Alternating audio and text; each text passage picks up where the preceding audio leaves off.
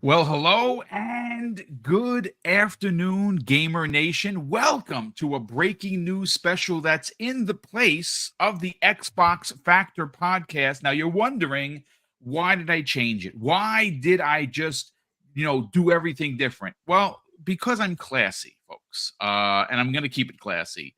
I thought personally from a producer's point of view, because that's what we do here. It was a bit inappropriate to have an Xbox Factor podcast reporting bad PlayStation news. So I changed it to a breaking news special, as you can see on your screen. FYI, my internet is fixed.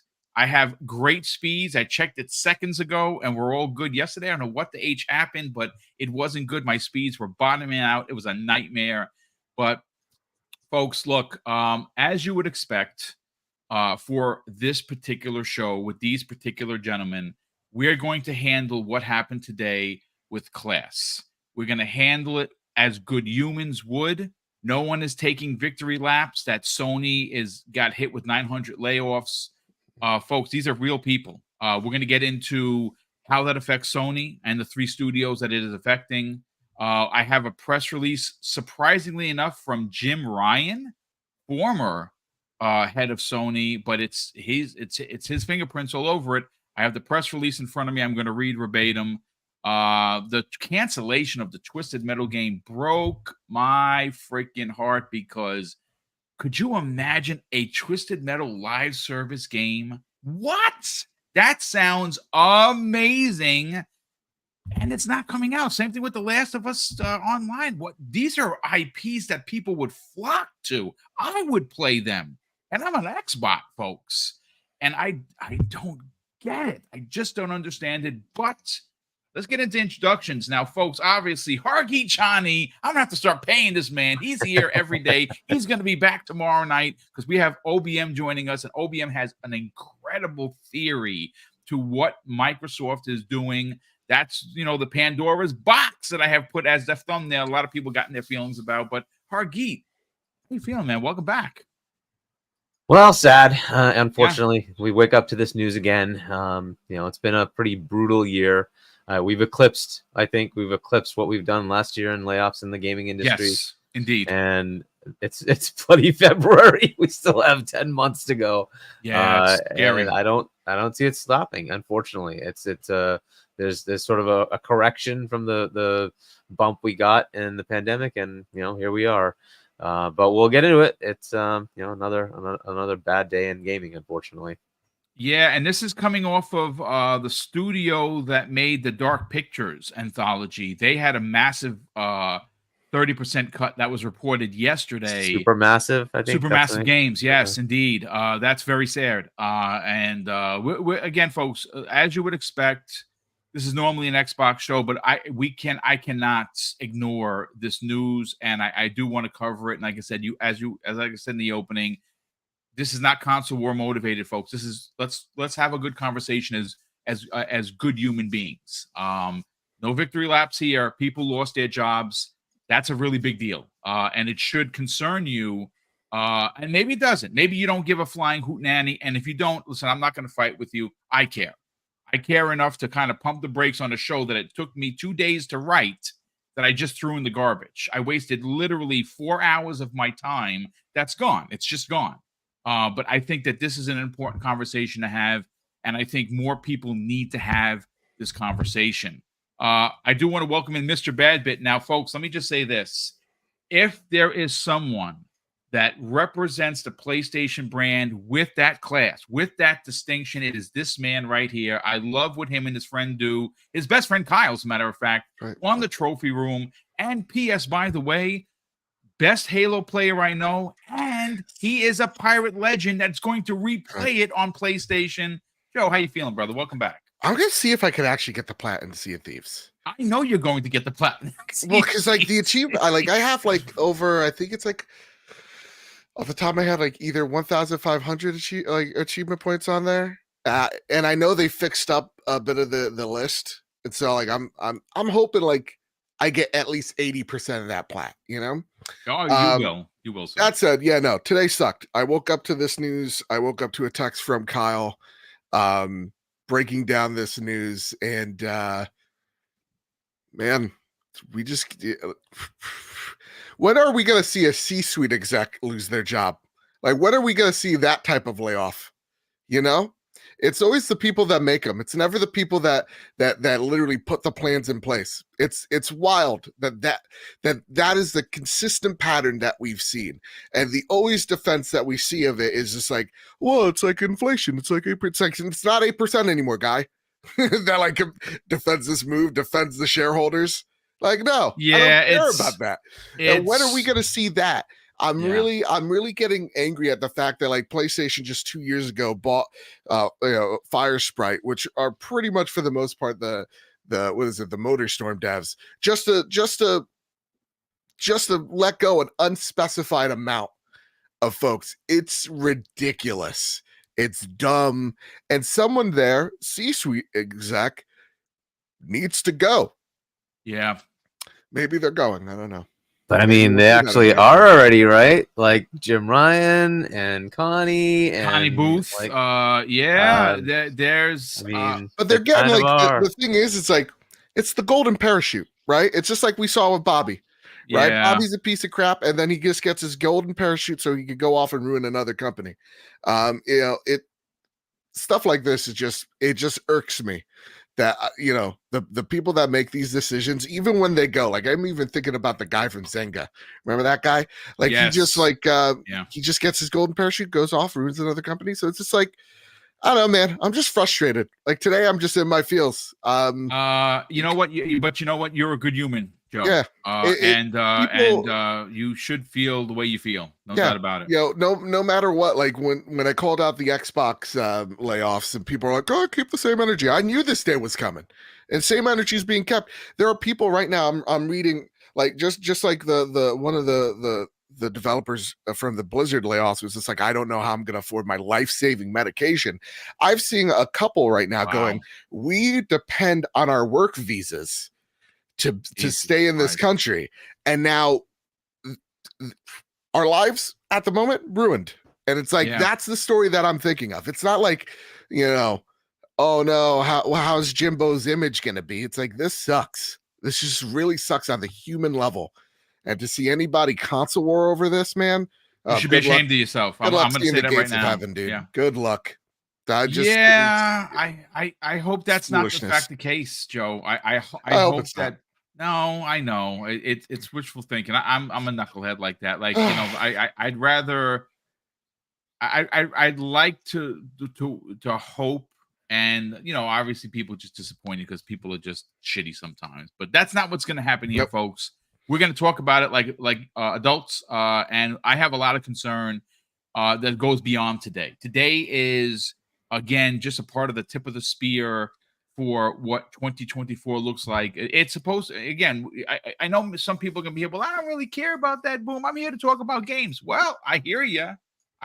And I appreciate you taking the time to be here. But the truth of the matter is that this is important, and it's an important conversation to have. But I want to welcome in N64 Josh. He hasn't been here in a minute. He's been doing his thing, making those rounds. Josh, man, great to have you here. Unfortunately, we had some Halo talk we were going to get into that spawned thanks to the success of Helldivers, because Helldivers is freaking amazing. And who doesn't want an ODST like that? Well, I do, but unfortunately, that has now been shifted. But how you feeling, man? Welcome. Hey, I'm so glad to be back. I have missed these Tuesdays, being able to chat with you guys, and wish it was under better circumstances, because I'm actually sitting here going, there's literally people console warring over this stuff. Like, it's people's jobs. Gross. And it's just the thing for me is just, I step back and I'm like, where's the economy heading overall when you start seeing we're in a pickle. We're in a pickle, tech brother. layoffs, like it's because when those layoffs start happening, then construction starts to slow down, and then everything dies out. And so I'm just like, oh no, like it's a scary thing. And hearing the stories about like people losing their work visas, that's horrible. Like I don't want to. Crazy. Like, It's horrible. and So, these are the minute things that unless we're talking about this goes under the radar. People losing work visas, potentially having to go back to their countries. They're here, folks. FYI, and let's keep it a buck. They're here. They're away from their families to make money to send to their families. If that's fucked, pardon my French, then what does that do for their family? Folks, listen, I'm sorry. This is going to be very adult, so get ready. Get ready for a very deep conversation because listen, I'm in a position where people like to listen to me talk, which I'm shocked actually happened. And being that I have a small voice, we're gonna talk about this. But Infinite Umbra, how you feeling, brother? Welcome back. Hey, Boom. Yeah, good morning. Good morning, panel. Good morning, chat family. Yeah, I mean, not the best news of the day, unfortunately, but it's something we have to cover, and it's going to be unfortunate that we'll have to cover this, I think, throughout the year, seeing the numbers we have so far and compared to what we had last year. So, yeah, ready to unpack that and then hopefully move into other discussions. So, yeah, but we're happy like to be here with you guys, though. Yeah, well, we're happy to have you here, obviously. Now, Steel Rain normally is with us on Tuesdays. He had to work. He'll be back next week, so don't sweat that. We'll get the other half of Living with Screen back here next week. So obviously we miss his opinion, but we do have a great group of guests here, folks. Let's go right into it. So I'm at the Sony Interactive website. I have the press release from Sony Interactive Entertainment. It is dated February 27th, 2024. It says this, and it was written by Jim Ryan, President and CEO, Sony Interactive Entertainment. Former, obviously, but this is what I thought. I found a little bit weird, but okay, fine. Pardon me if you hear the fire engines. I have the filters on. You shouldn't hear them, but if you do, it's not because this podcast is burning. It's because, well, the gaming industry is on fire. Here is the press release from Sony Interactive Entertainment, and it says this, folks, and I'm reading it verbatim from the press release. The PlayStation community means everything to us, so I felt it was important to update you on a difficult day at our company. We had to make the extremely hard decision to announce our plan to commence a reduction of our overall headcount globally by 8%, which equals about 900 people. Subject to law and consultation processes, employees across the globe, including our studios, will be impacted. These are incredibly talented people who have been a part of our success, and we are very grateful for their contributions. However, the industry has changed immensely, and we need to future ready ourselves to set the businesses up for what lies ahead. We need to deliver on expectations from developers and gamers and continue to propel future technology in gaming. So we took a step back to ensure we are set up to continue bringing the best gaming experiences to this community. And in closing, folks, he says this. Below, I've shared a copy of the email I sent out to the company this morning to provide more context on our thinking. We deeply appreciate support and understanding from the PlayStation community as these decisions are very difficult. Please rest assured that our plans for reorganizing and streamlining are so we can continue to deliver the best gaming experiences possible. And I'll start with Joe. Look, I'm gonna be honest with you. That is as corporate, as corpo, as the kids like to say, as you can get. I don't understand personally because I'm not an analyst. I'm not a business. We are technically a business because we're partnered with YouTube, but I'm not a business head. I don't have to make the decisions of people being let go and not knowing how to pay their rent. They did not mention anything of the severance that these fine folks, the 900 people, are going to be getting. I don't know if it's standard fare, 6 months of health insurance or a year of health insurance, 6 months of pay. You get your lump sum and you start putting your resume. I don't know. I'm going to look for it during the show while other people are talking to see if there's a mention of it. I know that we were able to find the Microsoft severance and what that was. I don't know what it is, but Joe, look, I look again. This is one of those difficult situations where it's very hard to even find the words. If you are a fair person, if you have ever been on the end of a pink slip, you'll understand how serious this is. I understand it's just stupid gaming, but people, humans, still make the games. So this is very sad. Please, Joe, elaborate. Yeah, I'll elaborate as those, yeah, the firefighters are trying to do whatever over there. Oh my goodness. What is that? Sony HQ? So again, woke up to this news and it's coming to the fact where like you're starting to get numb to it. Like there's just so many layoffs in this industry, week in, week out, where it's like, up another 90 people, up another 100 people, up another 900 people. And it just becomes like, it just becomes another thing. It just starts becoming normal. It's gross. You know, my feelings aside, which is like, again, a C-suite executive should be going, and not have like a variety article about like my tenure here at PlayStation, is okay. So PlayStation had this plan of live service games, right? That's one of Jimbo's things. He saw that, hey, listen, our margins are getting slimmer and slimmer as the years go by, as we hit our ceiling, right? You probably talked about this with like Xbox and Game Pass and just Xbox hitting their ceiling, and they needed to reevaluate things of like, how do we grow as a company and grow our software if we keep on hitting the ceiling? Well, we have to explore other ecosystems, right? PlayStation's idea of this is like, okay, well, we are hitting our ceiling, which is like, if a game's really great, like a God of War, it's going to sell 50 million units. And if it's like, good to great, it's going to be, somewhere in the 9 millions. And the problem is that these sequels come out and people go, oh, wow, Spider-Man. Okay, cool. More Spider-Man. What, like, awesome. and that number just is still the same, like, 11, 12 million. It's not that like that's not a great number, but the cost of Spider-Man, Spider-Man 2 is vastly different than the production of Spider-Man 1. It's like over, twice the amount to make. And you start wondering, okay, so like, cool, our consoles are selling great. Cool, we won the console war. But like, what the hell does that even mean when our profits become slimmer and slimmer and slimmer? And it's what Hiroki Totoki said. We got to improve our margins.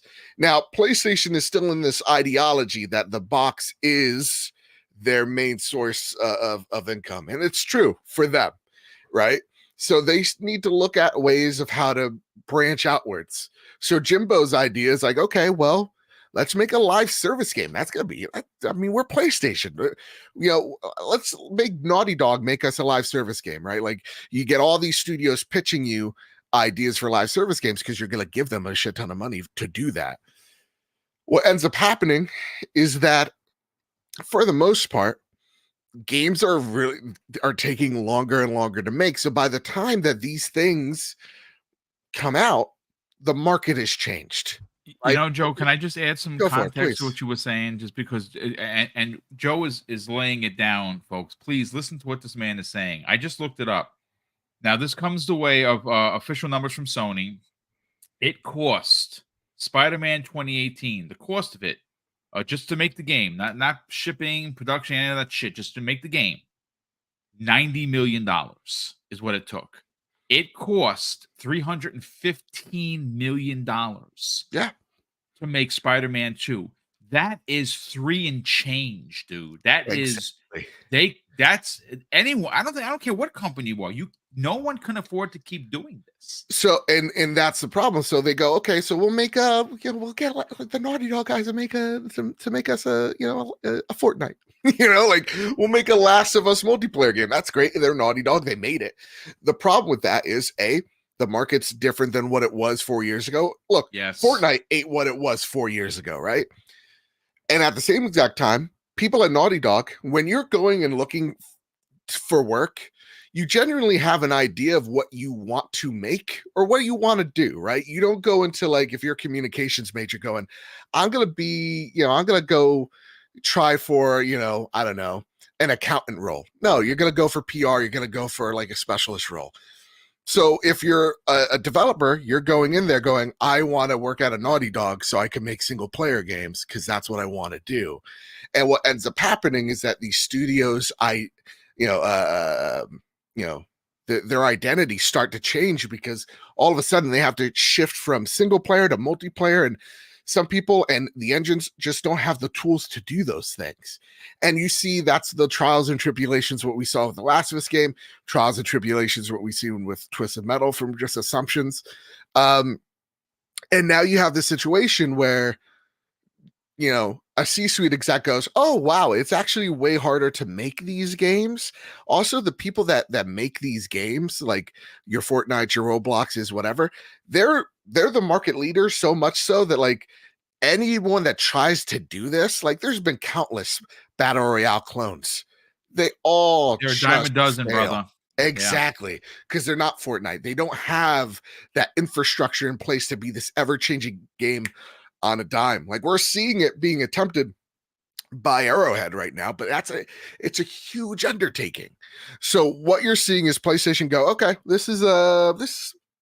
we need to rethink what we're doing here because this plan just hasn't worked, isn't working, and we need to change our plans because what PlayStation's looking at here, which is what Herman Hulse alluded to, is like plans have changed. This isn't something totally abrupt. This is something they've been noticing for literally since they started this years now, is that it's too hard to do this.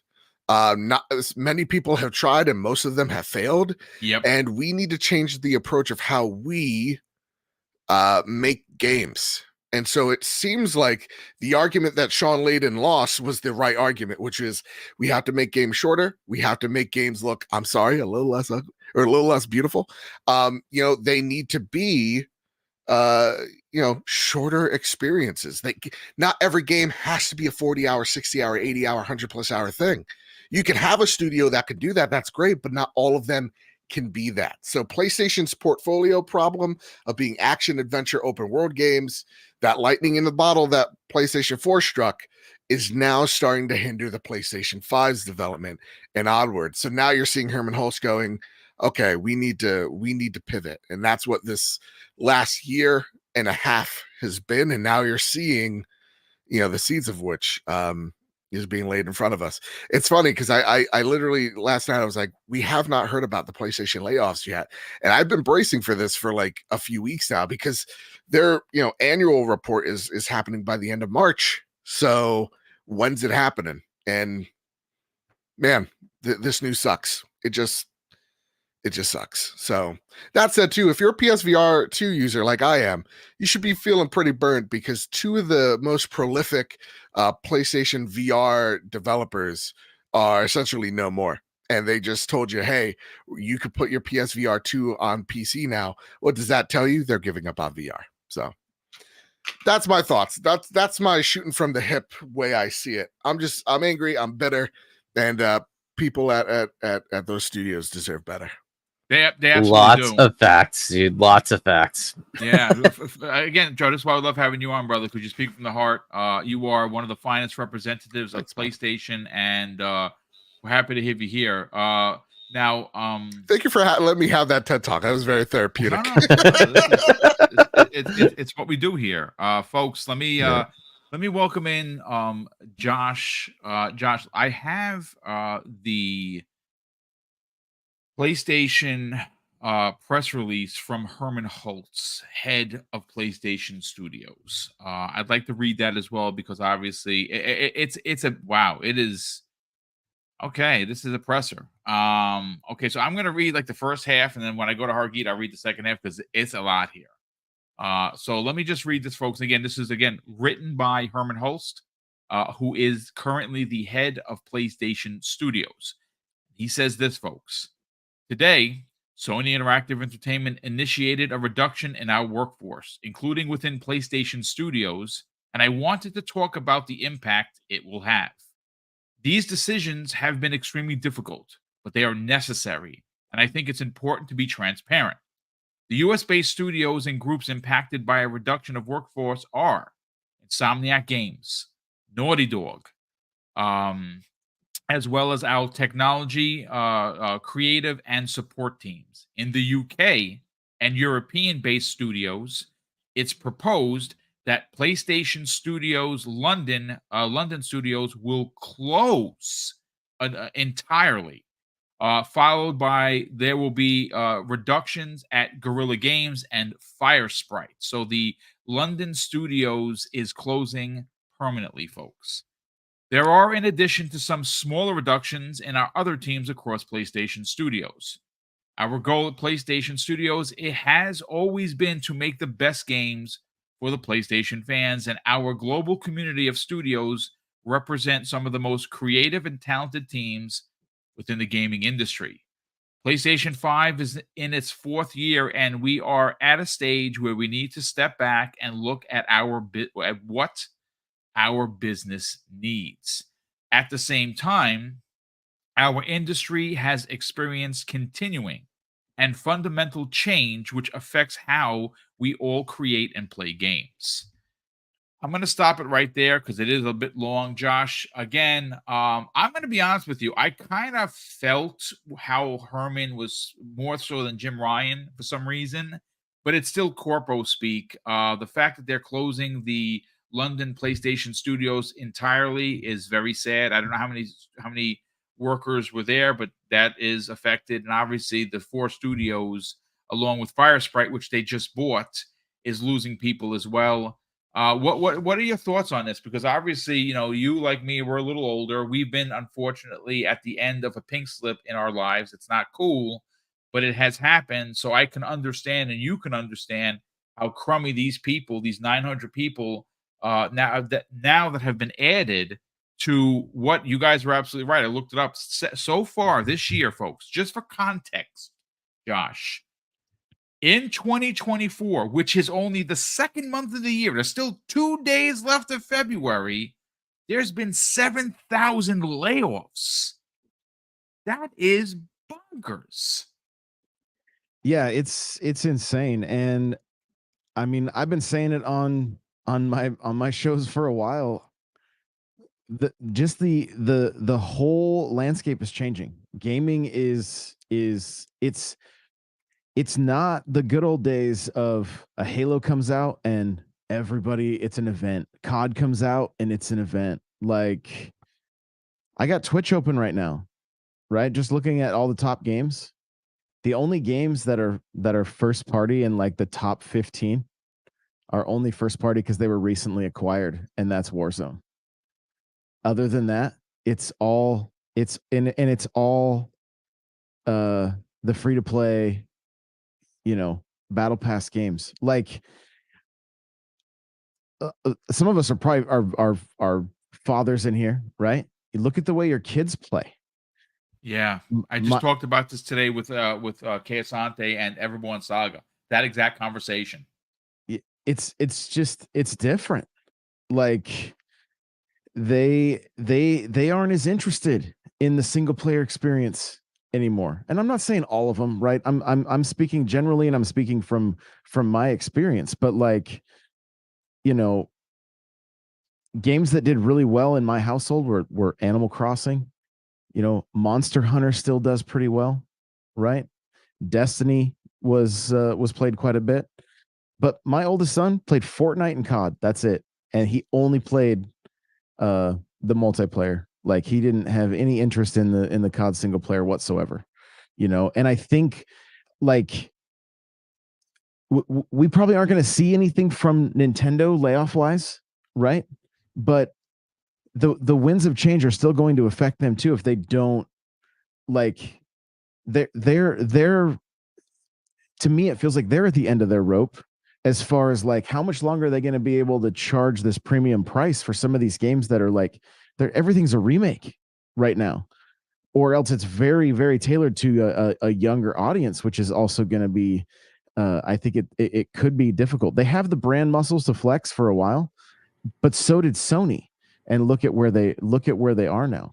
Yeah. And so did Xbox at one time. Like, we're just watching a cycle. We see this. If you've been around it for a long time, we've seen how, you know, Nintendo started losing market share to Sega, and then Sega lost it to Sony, and then Sony lost it to Xbox. Or at least that's what it seemed like. The PS3 still ended up selling more than the 360 at the end of the day, which is like, those numbers always kind of surprised me, but it still happened. And now it's not. Gaming was much simpler. Yeah. 15 years ago, 10 years ago. There's less people in the market, right? Like less like companies making these games. That's why Halo is like such an event. Back in the day, it was just such a smaller market. Josh, I do want to echo what you said. I'll let you get back to it. It's like your kids is a great way of looking at it, right? Where it's like, again, oh, we want the console. They don't care because they're seeing kids on iPads play Fortnite. Yeah. Like, the free to play market is eating up the premium $70 market because they're so good. Apex Legends is phenomenal. It's they're not just like great, they're time sinks, and the barrier to entry is literally $0, and they get you with the battle pass, right? They'll get you with like, oh, Lady Gaga's in Fortnite. Okay, I don't play this, but I'll do it for Mama Monster. It's like that's how they get you in. It's because a Fortnite skin costs a quarter as much of a God of War. Do you know that every time there's a major character, folks, look, I'm not a whale, but every time there's a major character in Fortnite, I play it. It's when I say very sparingly.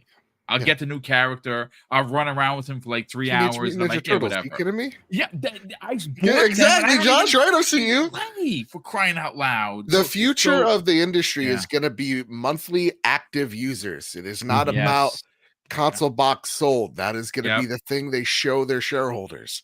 How many people are in this ecosystem constantly playing? And that's the thing I think we've lost sight on with all the ABK stuff, is that at the end of the day, like, why is Xbox, making PlayStation players make an Xbox account to play Sea of Thieves?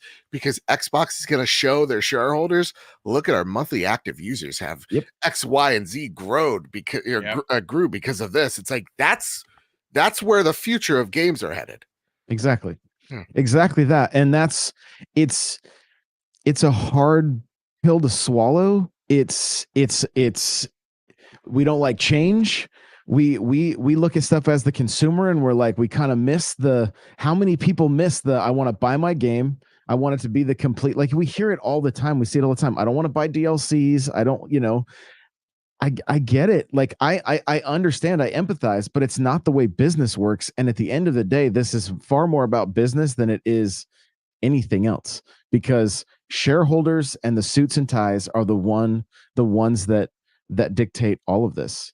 And they're ruthless. And if you go watch Console Wars, go watch the way the suits and ties were when Sony and Nintendo were going at it. Those guys were ruthless, and they didn't were.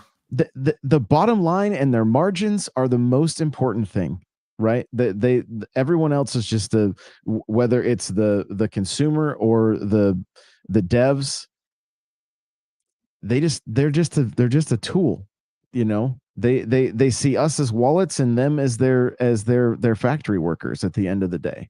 And we see that time and time again, except for, I will say, you look at Nintendo, and I'm not just because I'm wearing a Mario Kart sweatshirt, but I mean, when Nintendo and the Wii U were doing terrible, the president took a pay cut. You know what? I have that story right in front of me. So for impact of what Josh is saying now, this is being reported by CNBC. This was posted on February 13th, which is just a week and change ago. And the lead title, Josh, it says Nintendo CEO once halved his salary to prevent layoffs, and it worked. Why that's so uncommon today. So I have the quote from him, and he obviously it's Iwata. He said, if we reduce the number of employees for better short-term financial results, employee morale will decrease. And I sincerely doubt employees who fear that they may be laid off will be able to develop software titles that could impress people around the world. That's what he said. That's what he literally now again, this is going back a bit, but I would imagine that the current president of Nintendo, if Nintendo's successful, Josh, as you are another folks, a well-rounded representative of Nintendo comes the way of N64 Josh. And that's the reason why his name is, well, N64 Josh. He's a Nintendo guy. If they needed to do someone needed to take a pay cut, they would, so their employees wouldn't be effective. That is why Nintendo continues to pump out ridiculous, great works of art. But please continue. But so does Sony. Right? There's no question there. And I mean, Xbox has been lagging behind, but I mean, Halo Infinite Story was still like, it was an enjoyable run. And Hi-Fi Rush, I just started playing that. I did to do a stream the other day where was picking my games. I just started that. That was like, oh, this is actually pretty amazing. I feel like I'm missing out. But where Nintendo is like, hey, we're going to keep the game development costs low and not worry about these, like, I mean, Zelda took 6 years, right? But they were reusing assets from Breath of the Wild. Mario Wonder, they told the devs, you have an unlimited amount of time. Don't rush anything.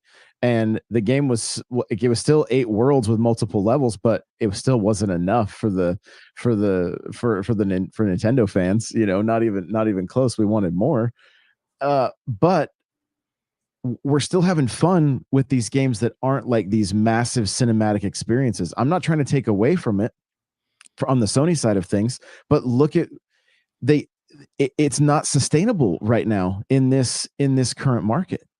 Like, they take so long to develop and they're so expensive, and then you don't see, like, regardless of what we see on X and the conversations that are happening, that's a fraction. It is such a small fraction of the people. Like, I don't mean to say like people don't matter, like in that sense, but like the screaming into the void and having those arguments is not moving any needles anywhere. Like, it's like shareholders are just looking back and laughing. They're just like, yeah, it's free press. You know, like, we can see what's trending today on Twitter, but other than that, it's not like, it's just people bickering, and it's like middle school or elementary school conversations, just like the Sega and the Super Nintendo back in the day. It doesn't change anything. Like, they're gonna continue marketing, they're gonna continue doing what they can to get those margins and get those profits and get the shareholders happy. Yeah. Right.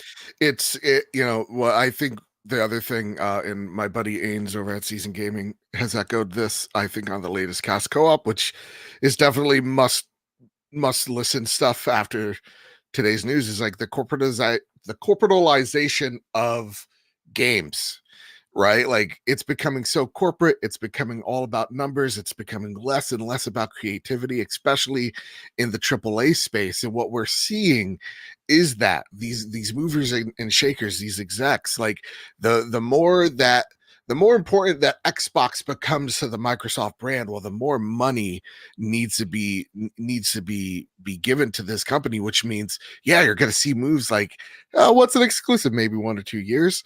Same with PlayStation. PlayStation's detrimental to Sony's survival, which is why they're like, okay, let's, holy shit, the margins are awful here. We need to fix this ASAP. And that's why you're seeing the mass layoffs today. And that's why you're going to see more of them from all of these places in the months to come. So it's like, what we're seeing is just what happens when games become what we're starting to see of the movie industry. You know, Josh is completely right. These games are taking way too long to develop. And by the time they come out, times have changed. Look at Suicide Squad. Suicide Squad would have been a lot a lot better off if it came out 2-3 years ago, right? Yeah, But it I takes mean, 9 I years. And thoroughly enjoyed it. I know a lot of and people I didn't like planted it, right? Like I enjoyed myself, but I know I'm in the vast minority. It's just like, yeah, the market's changed and they don't know where they're going to be in 5 years. It's why I've been trying to tell PlayStation folks, even since the like Xbox stuff, it's like, even way back the first year of the trophy room, I literally said, wait 10-15 years, you're going to see both of these consoles become apps on screens. You're going to see Xbox games on PlayStation games on Xbox. We're already starting to see that from literally both of them. And right now, like the PlayStation fans have been in like this, like, and I'm not trying to bring it in a console war space, but like I've seen a lot of my community go, oh well, day and date's not going to happen on PC. There's X, Y, and Z thing. I'm a developer by the side. And it's like, no, that's going to happen way sooner than you think.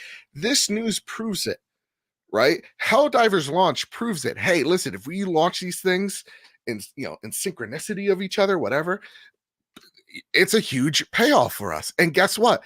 Who wins? Arrowhead, your developers. And at the end of the day, it's going to roll back, just like Ronald Reagan said, to the corporate sector. Right? Like that's what's going to happen at the end of the day. It's going to trickle up, and that's how Sony could get some wind behind their sails. That's just the future. And so like everything that like is box oriented, get it out of your head. Get MAUs in your head. That's the thing that you want to grow, because that's how you're gonna. Yeah, sorry, Josh. On the flip side of that, though, I mean, look at Fall Guys, look at Rocket League. Epic invested heavily buying those up, and then we still, correct me if I'm wrong, but I think we still saw layoffs for the Fall Guys stuff because it didn't last. Like Fortnite is a phenomenon. It is one of those things where like they stay culturally relevant with pop culture. Like I just finished the Shredder Battle Pass and got Krang last night, right? Like I had 10 hours left or whatever. Like, why am I collecting the like? And now you can. I was saying it last time. Like it is getting to be a full on metaverse, and I know that word people don't like it, but it's like it's true. It's happening. You're buying music in Fortnite. You're buying vehicles. You're buying, and how much Disney is now invested heavily. Dude, yeah, that was a big story that no one covered. They were like, yeah, we got to get involved in this, and they invested a lot of money into Fortnite. And what's going to happen? Am I going to be able to run around as Leonardo in a Star Wars universe now? Are we going to see more Ready Player One like kind of worlds where it's like everybody's combined? It's like what Phil Spencer said. Some games have become bigger than the platform. Yep. And again, that's what I think a lot of us have failed to kind of realize or grasp over the last years. It's just, you're right. Like some games like even like your Fall Guys, which is still around, but it's not as to the relevance as it once was. I think we have to get back to the mindset of like, hey, listen, if a game like Helldivers lasts 5 to 10 years, that's great and all. Like that would be perfect. But also like we should kind of get used to a world where like, remember back in the day, you played Halo 2 and you're like, this is one of the greatest games ever. And then like 3 years afterwards, you got Halo 3 and it's like, oh wait, this is also really good. Like normalize multiplayer games not having to last forever. Right. And maybe they have a shelf life and maybe that's okay. But again, there's a lot to it. Listen, again, I want to do the round robin before we get to some of the the Twisted Metal talk to go along with some of the to me it's I don't know, I don't get it. Listen, Hargeet, before I bring you in, brother, let me catch up on super chats. Been quite a few of them, and then we will get to the second half of the Herman Holtz presser. Sith Lord, generous friend of the program, drops an outstanding $2 super chat and says, people losing jobs sucks, no matter who it is. Indeed, sir. J-Rock, generous friend of the program, a very good friend of mine. J-Rock says this after dropping a $5 super chat. Maybe PlayStation devs need to start advocating for their games to reach a broader audience by going third party. And you know something? He's on to something, because we have heard that this is a rhetoric that's going on within Xbox Game Studios, definitely on Bethesda's side for sure, where their developers are like, listen, we love working here. but we want our games to meet more gamers. And this is why you're starting to see this move where dinosaurs like me, right? Like I'm a dinosaur, folks. I admit it. There's certain spaces I refuse to move off of, though I understand that the industry is changing and I don't really have any say. I'm just going to have to go along with it. Do I like it? No. Okay, now let me just switch over here because Josh had to bounce out for work. Let me fix that. Okay. Oh, look at that. So let me continue with the super chat. So thanks again for the J Rock for the super chat. And again, great point. Nerds and Other Legends drops a very generous $10 super chat and says, Spencer said something I agree with. Devices should be in the service of the success of a studio and its games. If that means everything is timed exclusive to better insulate against layoffs, then so be it. And that's a phenomenal point. Balatone, who's been a channel member for 11 months. Dude, thank you so much for the outstanding support. He says, yes, the Minecraft generation is hitting the workforce. Dinosaurs are going offline. Yeah, I know. God Emperor Sulfur King, who's been a channel member for 9 months, and I appreciate the generosity, my friend. He says, I think it's kind of a little crazy that they had a farewell party to Jim Ryan. Did they know he was also their farewell party their farewell party kind of sad?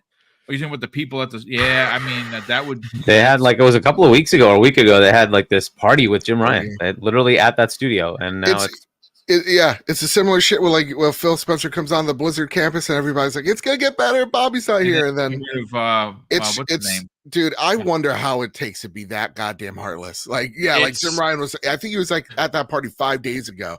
And it's like, dude, you knew what this was like. What, like what are we? Yeah, at that point, the decision is likely done, right? Yeah, it's probably done weeks ago. Wow.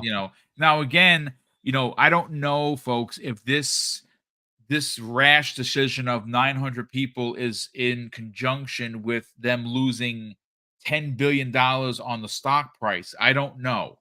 But by the way, Boom is not like new as of the announcement. They knew they had this coming. Oh, okay. Right? So there you go. Like they knew their financials were off, and guaranteed their accounting teams knew that they were going to lose value because of what they're putting out there. This is not unheard. These are not morons. They know what they're doing. They know what's going to happen. They know that it's going to hit them. There's just no way around it. So that's why all these things are scrutinized while they talk. That was not something unexpected. They knew they were going to lose value. That's just the way it is. So all this stuff is known, especially at the Jim Ryan level. They know. They know that's going to happen. And there you go, folks. Hargeet dropping knowledge as he always does. LeBurn98 drops a very generous $5 super chat and says AAA bloat is an issue. Example, does Spider-Man 2 really need a bike riding section? Does the MJ sections they take time and money to create and add and they're added it's added nothing. Well, I mean, I look, I'm not gonna front. I thought it's gonna sound like a big nerd. I actually the MJ stuff, I'm sorry.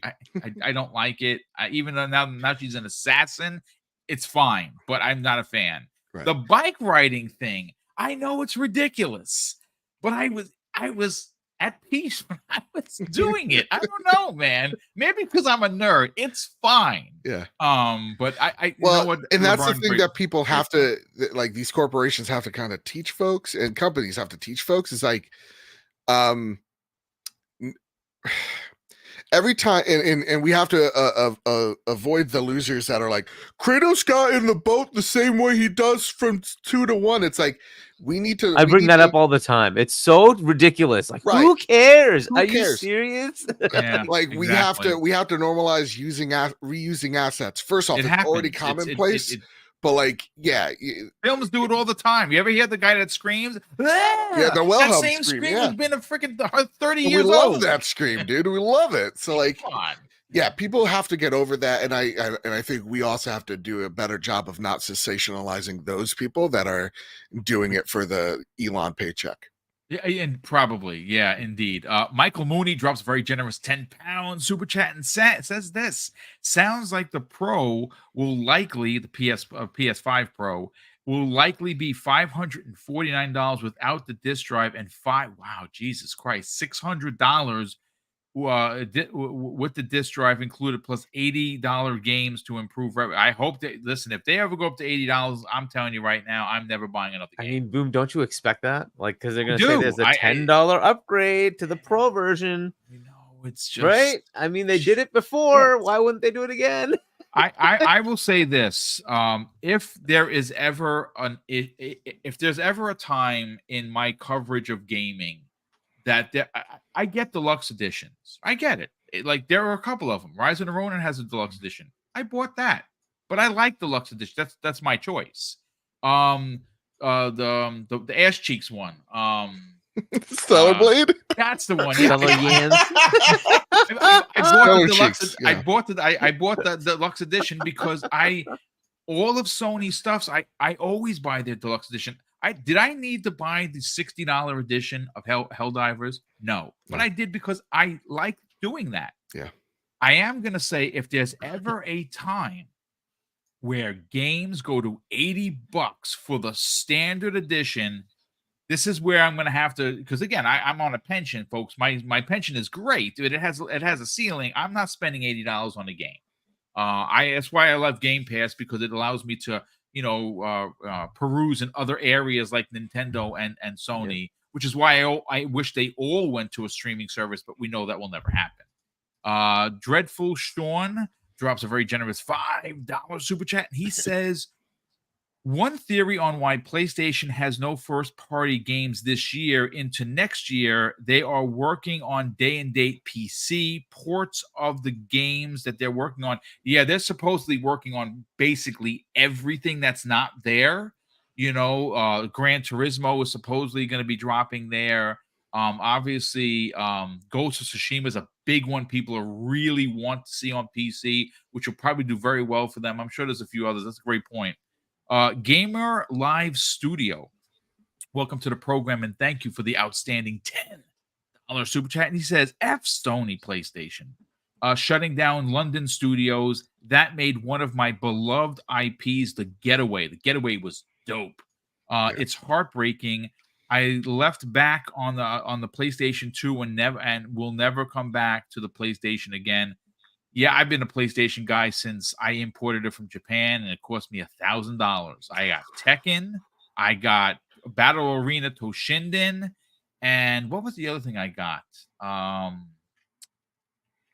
Another game. I don't remember. Was it Collect the Blood? Warriors. Yeah, it was. No, it might have been Collect the Blood, which I couldn't even read. It was all Japanese. It was just a waste. But yeah, I've been a PlayStation gamer since inception.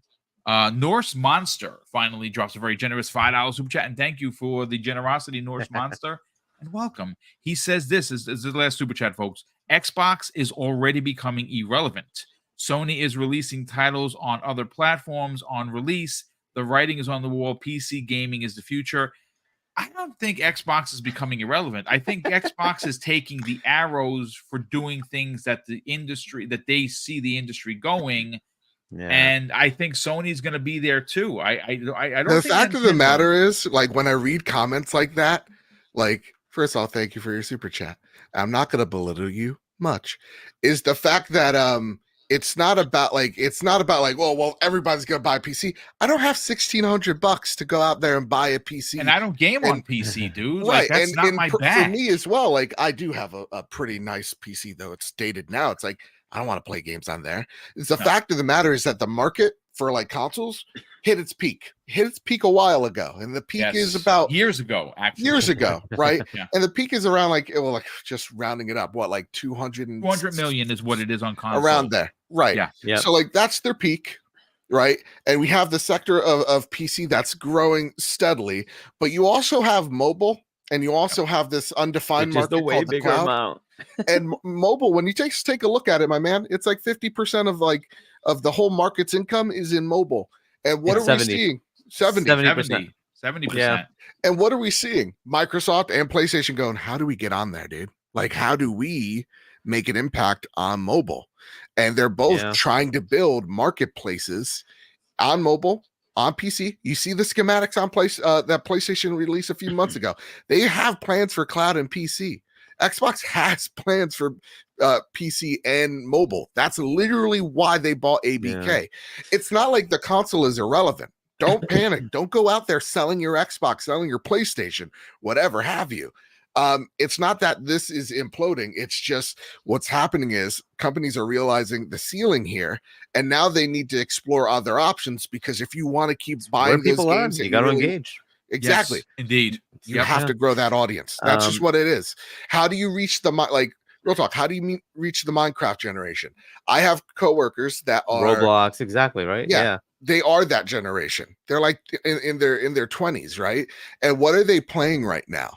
They're playing anything and anything that's like creative and weird. Like, what was the one with oh my god, there was like one that just hit like a few months ago. There was like a really popular, like really small, like $20 indie that everybody's playing. It's like something dead, something. I forget. It's like a lolsy, dumb fun. And then Power World drops, and they're like, okay, Power World, I'll go on Power World. And then Helldivers drops, and that's where they're on. They're dropping from console to PC to console to PC. It's just this ever changing thing. Just on the PC thing, one thing is that point of entry has become a little bit easier if you count like the ROG Ally, or if you count the handhelds that are available, and there's a that's because they are PC. Yeah, and that's why you're seeing Xbox going, well, maybe we can make one. And I hope that they do. Well, maybe we I mean, I'm hoping they merge the two, right? That's been my thing. I think they just merge the two and say your Xbox is still an Xbox, Sony, like an Xbox, PlayStation Vita, it's just playing like PC the games. new one. Yeah, done. I mean, money, please. Yeah, the portal is proven. There's an audience that wants this on PlayStation, and now what's the latest rumor that they're making one of those doohickeys as well? But yeah, supposedly, I think you're going to see. I think that they've let Nintendo run the gambit long enough, because the Switch is amazing, and it's my freaking phone is more powerful than the freaking Switch. But you know what? It is what it is. Harky, let's bring you in. Let's talk about the layoffs. 900 people. That has now surpassed a total of 7,000 layoffs in 2024. We have 10 months and 2 days left of the year.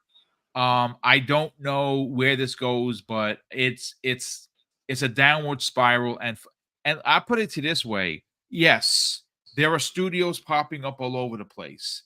But if you are an established person where you have a couple of years in the studio, your pay reflects that. If you go to a small startup, your pay is not going to be anywhere near there. Folks, I wanted to really take today's show and be 100% about how crazy and sad this industry has been. We're supposed to be celebrating games in 2024.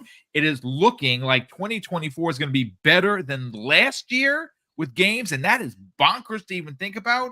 But yet, it's been marred in controversy and distrust with companies, and now the layoffs on top of it. It's just not been a great time to be a gamer, or more importantly, a content creator when it comes to gaming. That is for sure. Let's get your hot take on this, Hargi. Yeah. So unfortunately, it's another sad day with layoffs. Not unexpected. We kind of all expected this to come, especially once they announced the consoles didn't sell to the level they expected, but also their profit margin has decreased. Which I've been saying, like the profits have been looking at that trend, and you're like, this is going to be a problem at some point. A lot of the things you said, Mr. Babbitt, like the move to gas, that's not easy. It's not easy. And the idea that you're going to take your premium single player, very well established studios that kick ass at that and say, hey, go make a multiplayer, a live game.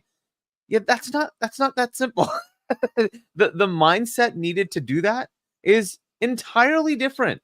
You have to have very different game loops. When you do a live game, it's got to be short in and out of like, I go play for a few minutes and come back, right? And it's got to be that kind of a loop. That's not a single player game. Your single player game is story driven, and it's an entirely different mindset. So I fully expected all of those to be very problematic. Helldivers was the one that I was like, this is a game that already came out, right? It's already got established things. It looks okay. It looks like it'll be fun. So I wouldn't expect that to be problematic. But telling me that you're going to take Sucker Punch and say, hey, make a live game, like, well, why? if you take Guerrilla and say Killzone was kind of a multiplayer game, okay, cool. Maybe you could see that, right? That could maybe move over. And I think it was Killzone who made that, right? Guerrilla who made Killzone, right? Yep. Like you could see that. Okay, I can see that something happening there. But Naughty Dog, okay, they made Factions, but it was kind of a little add-on, and it never was really a live thing. It was just kind of like an add-on multiplayer cool thing. Making a live game is just it's a totally take 343, right? Who had a pedigree of Halo, a massive franchise in multiplayer, and said, hey, we're going to go live with that. And that failed miserably, right? Did. And they had a pedigree of multiplayer. And I'm like, dude, if they can't get it, you think you're going to get it when all you do is single player games? Like, I just don't see. This is just it was a disaster waiting to happen. And unfortunately, it worked exactly the way I expected it. And so it's sad. They bought Bungie to try to help mitigate that. I'm like, dude, you can't. There's no world in which that. And it turns out even Bungie's having problems, right? You can't just take that and make it happen. Like you were pointing out, Fortnite is a very weird phenomenon, and it's very hard to replicate that phenomenon. Why it works is because your characters are irrelevant, and therefore you can change them to whatever you want. It became a platform for people to just have fun with different characters. A lot of people play that game not to play the game. They just want to see a Ninja Turtle. They just want to see, Lady Gaga or whoever. It doesn't matter. Like, you can be anything you want. Tool around for a couple of minutes and like, oh, that's cool. I'm like, and I see somebody else being that. Oh, I want to be that. Let me go buy that. That's how that works. It doesn't matter. It's a very different thing. And that's what Matt Booty was saying. Like, the games have become platforms of their own.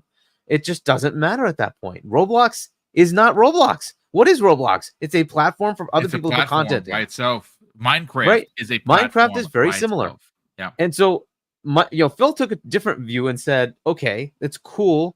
I can't force my studio to make something that will just happily become a live service game. Let them make the game they can make.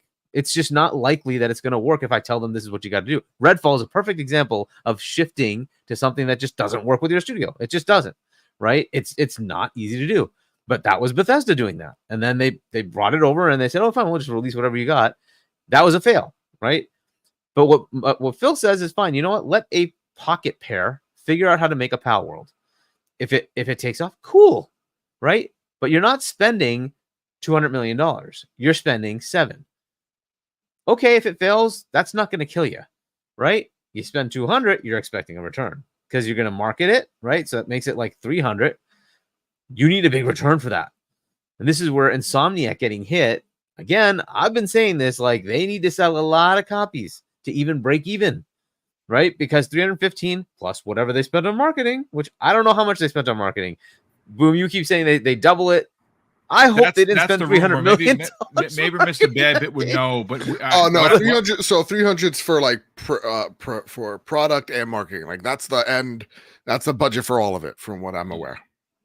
I believe that's not the case. I believe it was just 315. No, it was just 300. for the game. Oh, just for development. Actually, cost the game. Yeah, just for development. The only thing I know for certain is that they needed to sell 7 million units to break even. I think those are just people taking like $70 times number of units and saying, oh, it'll break even. No, that's not how it works. First off, you have retail costs, which if you're putting it in retail, you ain't getting $70. You're getting 20-30% lopped off because the retailer takes it. If you're putting it in a bundle, you're not getting $70. It's $50. On top of all of this, massive royalties. So for $50 that you get in a bundle, 25 of that goes to Disney. Yeah. Not to PlayStation. Yeah. So you have to take all that into account. My estimate was 12 million before they break even. Now, maybe if they're lucky, the distribution's right, it's 10 million, they break even. But this was not unexpected for me. I don't know how much they spent on marketing. I guessed about 100 million. And at that point, it's 10 million to 12 million. If it's more than that in marketing, it just escalates. Right. And that's the problem with that kind of thing. You're expecting to sell 20 million copies, which they may, by the way, they may actually do it. It's Spider-Man after all. And if they put it on PC, hopefully they get a few million from there. Hopefully it does reach that. And good luck for them and good for that. Right? But Insomniac Layoffs kind of expected it because you went crazy spending massive amounts for this. Right. And this isn't even a live game. This is just a single player game. So like you were saying, right? It's like all these games that are costing so much, the Sean Layden warning was ignored. And he was Right. booed out. He was He was booed out of the right. room when he said that, right? You Wasn't he can't booed out of the keep room? escalating like this. It's not. Look, they needed to do something, and I've been saying this. PlayStation needed to do something in the PS3 era, right? To say, okay, we got our asses handed to us. That's just what happened, and so we need to do something, bold. And in their case, they said, hey, we're going to make cinematic experiences that will draw customers, right? And they did, and it worked. PS3, PS4, and then it starts to become a problem because it becomes too expensive. You need to make smaller, quirky games. Some of them will fail, but some of them won't. And they'll give you money. That was PlayStation's DNA back in the days. Those small, used to be quirky games. Yeah, and so look, I don't want to pile on them, but it's like I was expecting this to happen, and I don't think they're done, right? So the Naughty Dog, I assume it's basically saying, hey, all the multiplayer guys, well, we don't need you. Bye, right? With London, this is really disappointing. Is that they decided to just can a whole game that they were working on.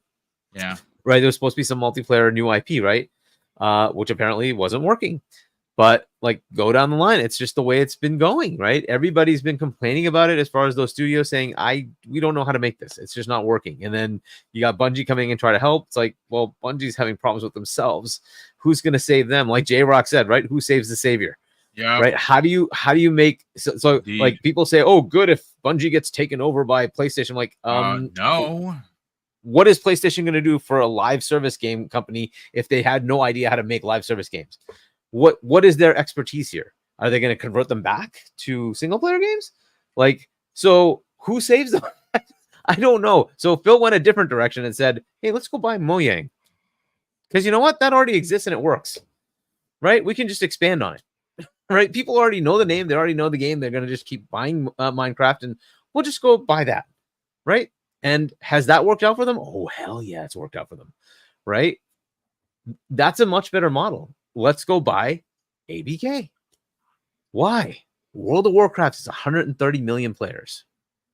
You're going to beat that? Not really. How many monthly active users for Call of Duty? It's insane. Ridiculous. And mind you, this FYI, to add to that context, there are over 50 million. Folks, check this out. You can go look up the stats yourself. Over 50 million pre-registered users for their next online game that releases in the spring. So it's just different models, different thoughts, and I think like Hiroki coming in is going to see a lot of this. I don't know if they're ready, but I think PlayStation players need to be ready that big changes are going to come. There's just no way around it now. Yeah. Right? Because look, you tried the gas pivot, and that's hard to do. Yes. It's not going to work. You have to. They should have done what like Xbox did and said, what's out there that works? Hey, Roblox is coming up and it's looking good. When it's in its inception and it's starting to grow, that's when you look at it and say, well, the growth pattern is this. Before it became $40 billion, if you pick that up, that would have been your $40 billion, right? That's what you need to do. You need to look at that Minecraft and say, before this grows even more, let's pick it up, right? They grew it from 100 to 300 million players. Cool. That's what they could have done. Now they need to look for the next one of those. And again, it's very hard to find because Pal World, do we think that's going to be around 10 years from now? Maybe not. And that's the problem that all of them are seeing is like, oh, why do I spend $100 million on this game when I could find something that is like $7 million, like a Pal World, and then it blows up. But it's so hard to actually see what there's no one thought Pal World's gonna blow up. Same like no one thought Helldivers was gonna blow up. Exactly. So it's like same with Fall Guys. And so like it's hard for any of these companies to go, okay, so what do we do? And it just comes back to the Sean Layden thing of like, well, maybe you explore the scale and maybe you bring back the return of AA games.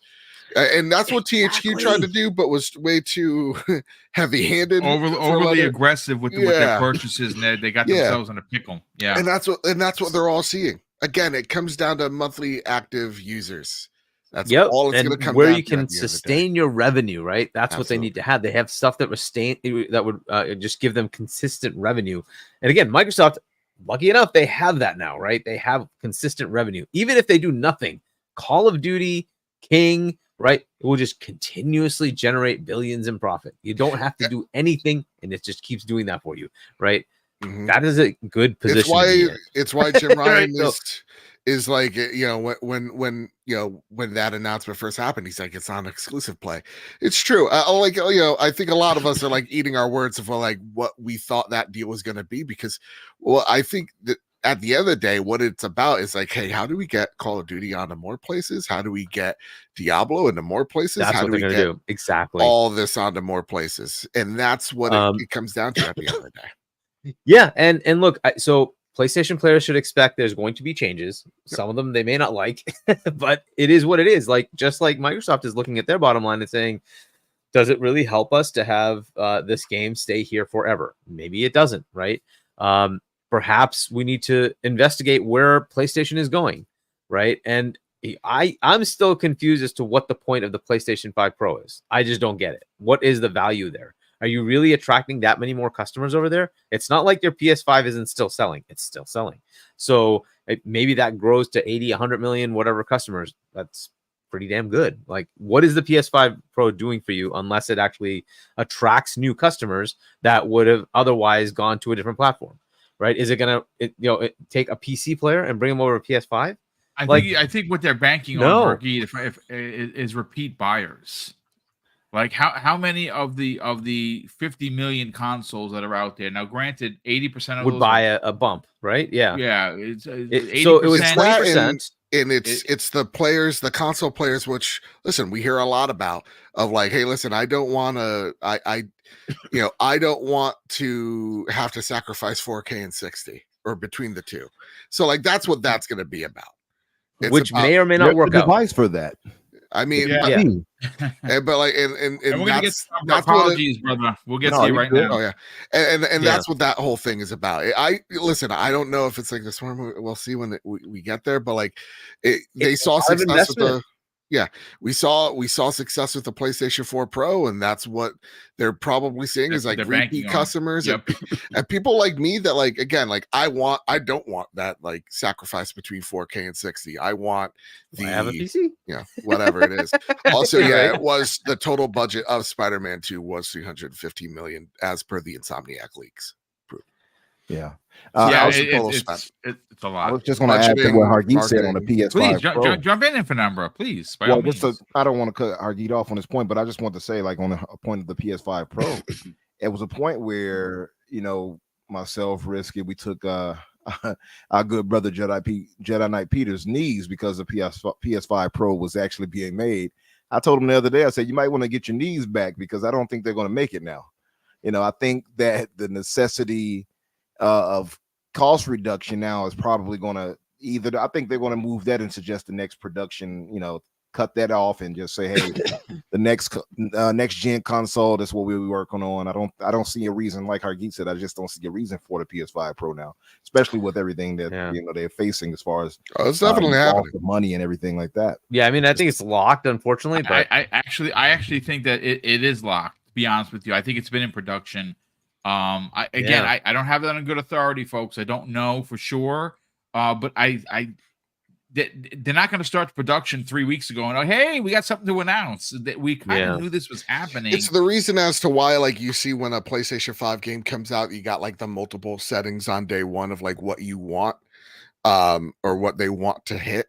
So it's going to probably be something along the lines of like, hey, for all those games that, you know, for your God of War one, it's like no longer is it 1080p or 100 FPS. Maybe it's like 1440p, 120 FPS. So they don't have to do much work on the back end there. And we saw that too with like the PC ports as well from these games. So they don't have to go back. They're just like, your PC can handle it. Relax. Yes. Let me catch up on some of the super chats here. But finish your point, Hargeet, please. You can go to the super chats if you want. I can come back if you want, but no. Again, that's fine. Yeah. So look, long term, what do they do and how do they resolve this? I don't know. Like shutting down London studios, and I don't know if we're going to get into the Twisted Metal thing. That's a whole other. topic, if you have time, we'll get into it. We'll get into it next. Yes. No, I'm good till 2ish. Okay. We'll like definitely again. Yeah. if we look at the closures, is this going to kind of keep happening? Do we know of any of their studios where the gas game has worked, right, outside of Bungie? Besides, I think Helldivers right now. But Helldivers isn't one of their studios. But you're right. But that was a property that was already a multiplayer game, and they said, "Hey, let's just continue that. It's cool." I'm more worried about, say, Haven. Do we think that's going to work? Yeah, it's Jade Raven's studio. Yeah. Yeah. How about what's the studio that does Concord? Whatever the studio name is. But what is going to happen with that? Yeah, I think. Yeah, and yeah. What's going to happen to these studios? Time will tell with those games, right? Right. So like Concord is still rumored to come out this year, or potentially, right? For what we don't know, but yeah, maybe. Yeah. And like, was it Jade Raymond's studio? They have they really do have a mountain of fucking scale when it comes to selling that game to PlayStation gamers. I think it looks neat, but like that's the one that has like you're a diehard. You know what I'm saying? Like I don't the audience. You plus you're a multiplayer. You take a look. Yeah, you take a look at the audience reaction to that game, which is escaping me because my brain's dumb. Incredibly negative. Yes. Incredibly, the ratio. Yeah, that state of play was panned by everybody. And for those those not just the state of play, just like their individual trailers for that game in particular. We're talking like a 80-20 split negative. But like even beyond that, like most of these types of games are going to fail. I don't see anything happening good for them with Concord and Fair Play, to be honest. I'm not even trying to be a Debbie Downer about it. I just but you're making great points. Those are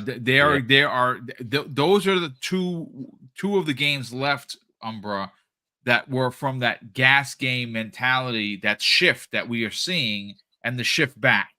So do these studios even live after these? Because again, Foam Stars, not first party, right? I'm not here to make fun of it.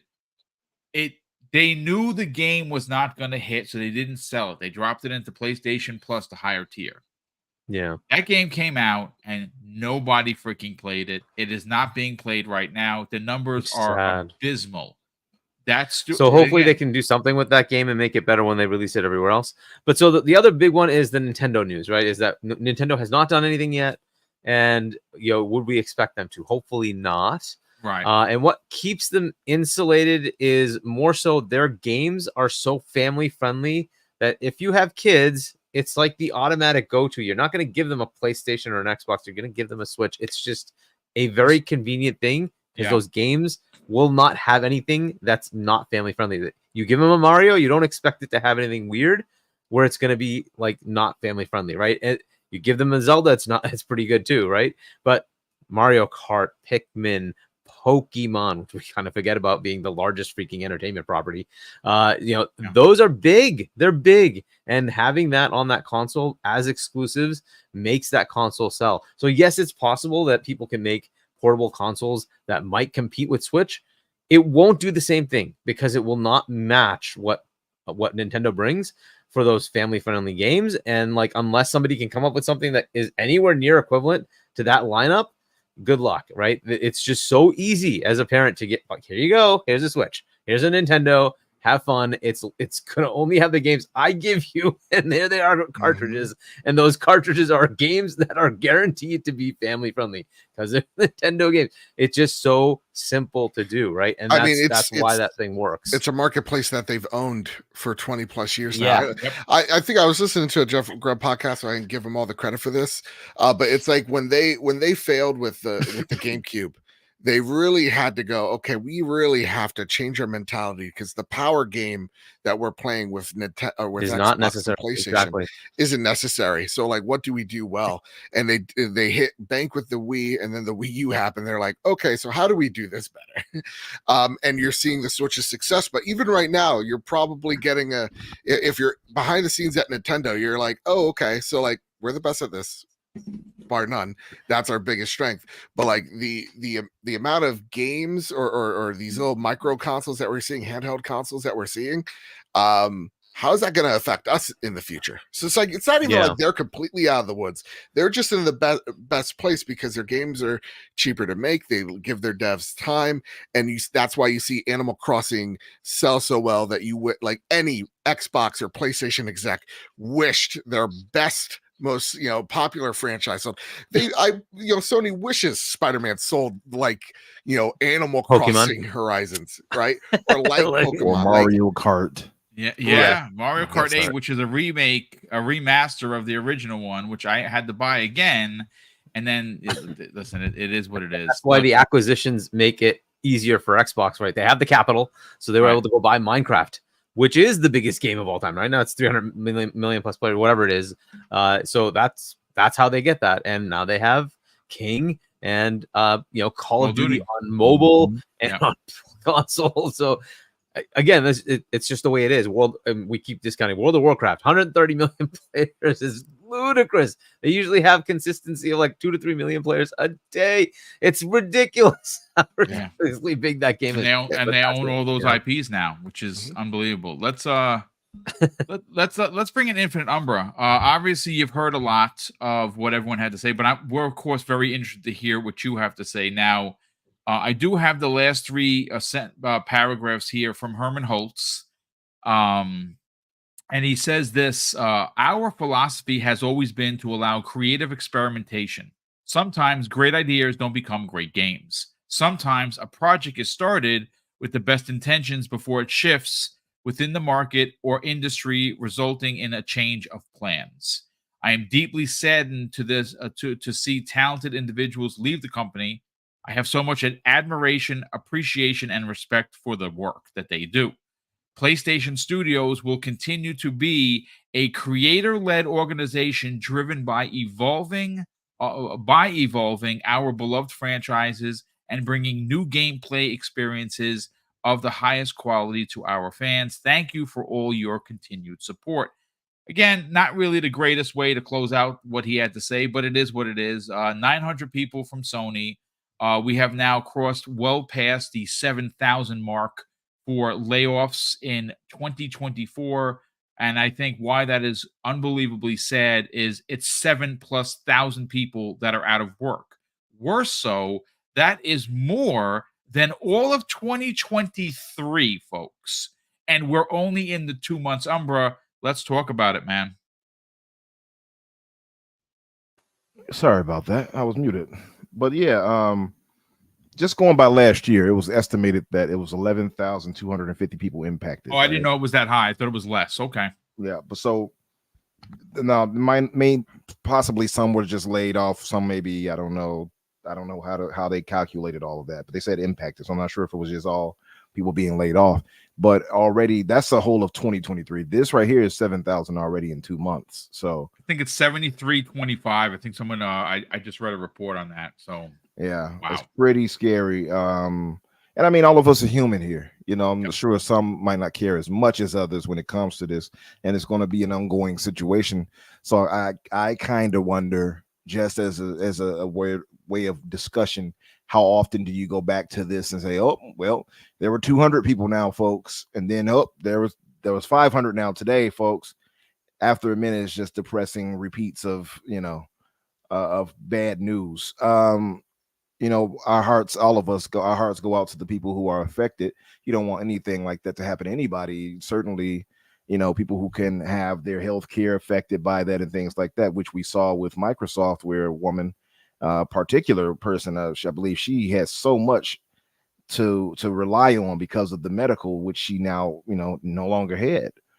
So that's always scary and it's worrisome. The big thing comes to my mind about this. It's a few things.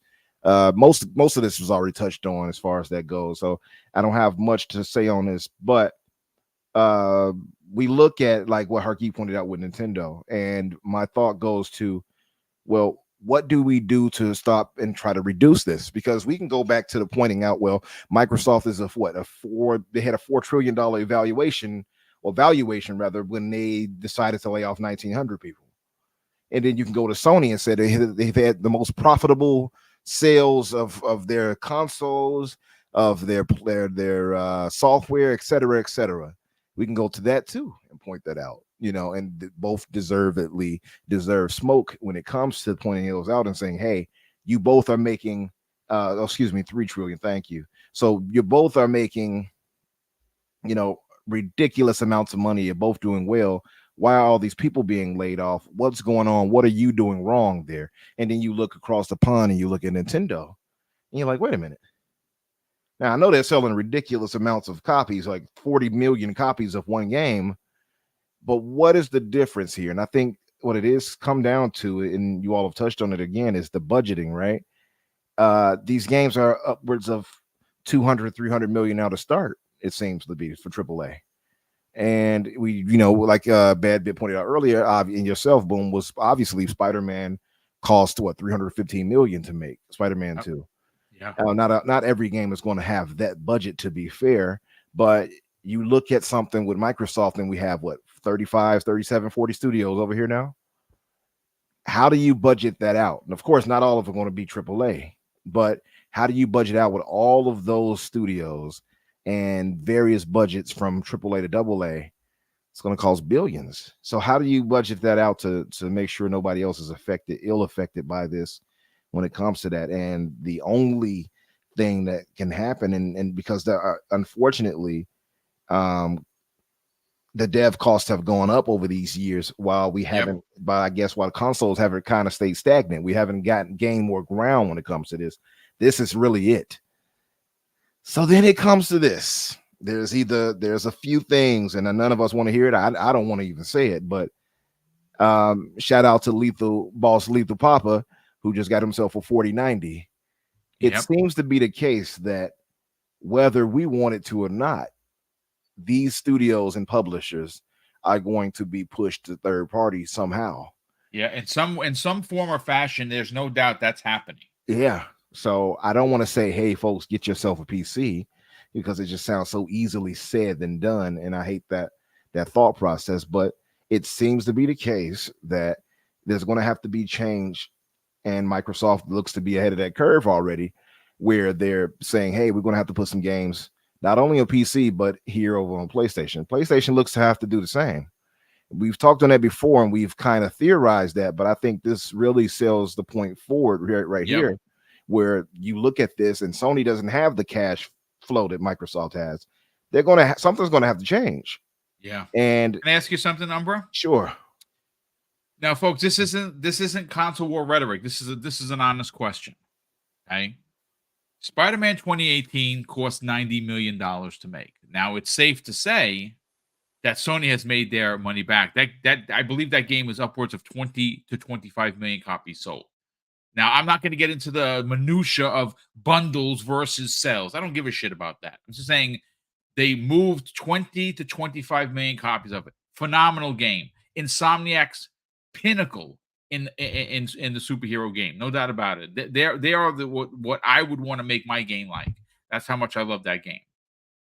Does it make sense in 2024, Infinite Umbra, to take a 6-year-old game that they're paying royalties out the yin yang for, looking at a $315 million budget for 2, had projected a $400 million budget for 3, without counting what it's going to cost them for Wolverine. Now, obviously, the Venom game, the Lethal Protector, which I cannot wait to play because I'm a big fan of the books, that is going to be a smaller experience. That's probably going to be around, I would say, maybe $100 million to make. They're going to use a lot of the assets, which is fine. Does it make sense, seeing that Microsoft is putting games here, take a Spider-Man 2018 and port that to Xbox? Do you know how well that would do on Xbox? Extremely well. They sell 10 million copies there easily. Not even being funny. Yeah, and I said this before, I believe, on the last podcast where we talked last week, where I said it might be out of Sony's hand at a point where Disney, whom you all mentioned earlier, is saying, hey, we're going to put more into gaming. It might be a case where Disney says, hey, we want these games to go everywhere, much like the MLB did with MLB The Show. Yep. So, and look how better is doing over here than it is even on PlayStation, as far as 6-to-1 people playing ratio. it, right? 6-to-1 ratio. So I look at that and I say, two things are going to happen. Day and date is happening much sooner, much like Bad Bit alluded to. That's going to happen much sooner than any of us think. I would say by the end of this year, it's going to be day and date going forward for PlayStation. That's one. Remember the whole talk we talked about? What's Wolverine? Where it's going to land? Is it going to go immediately to PC? I think yes. I am more than now sold that it's going to launch on PC day and date, and it just makes sense. It's not even a thing to be like, aha, Sony, you got to be day and date. Yeah, it's just common sense at this point. Is what they're going to have to do. It's something that like we've been beating the drum on the trophy room for a while now. Is that like I've said on multiple podcasts? This is like a common thing. It's the drum I keep beating.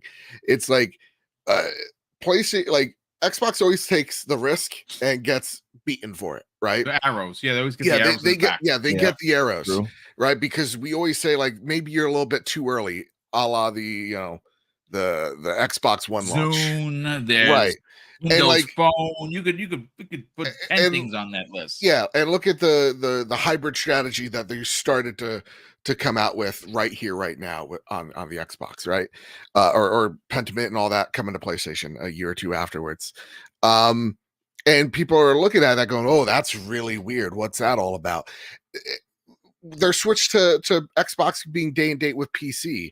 That was a necessity for them to do, and it's paid off for them. You take a look at what Sony's doing, they're usually just a few years behind of whatever Xbox has been doing. So like they usually get there, and it's because of their install base. It's because of like they are the market leader. This is what happens when you have almost double the market. You get to take your time and look at things. And I bet PlayStation's looked at the MLB numbers. I bet they're going to start looking at the Pentiment, the Hi-Fi Rush, the Sea of Thieves, whatever's next out of Xbox. And then they're going to just start looking and go, okay, all right. Let's see what Helldivers does, right? Like they'll start doing something similar.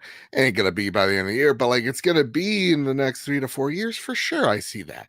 The PC or PlayStation games coming to PC day and date.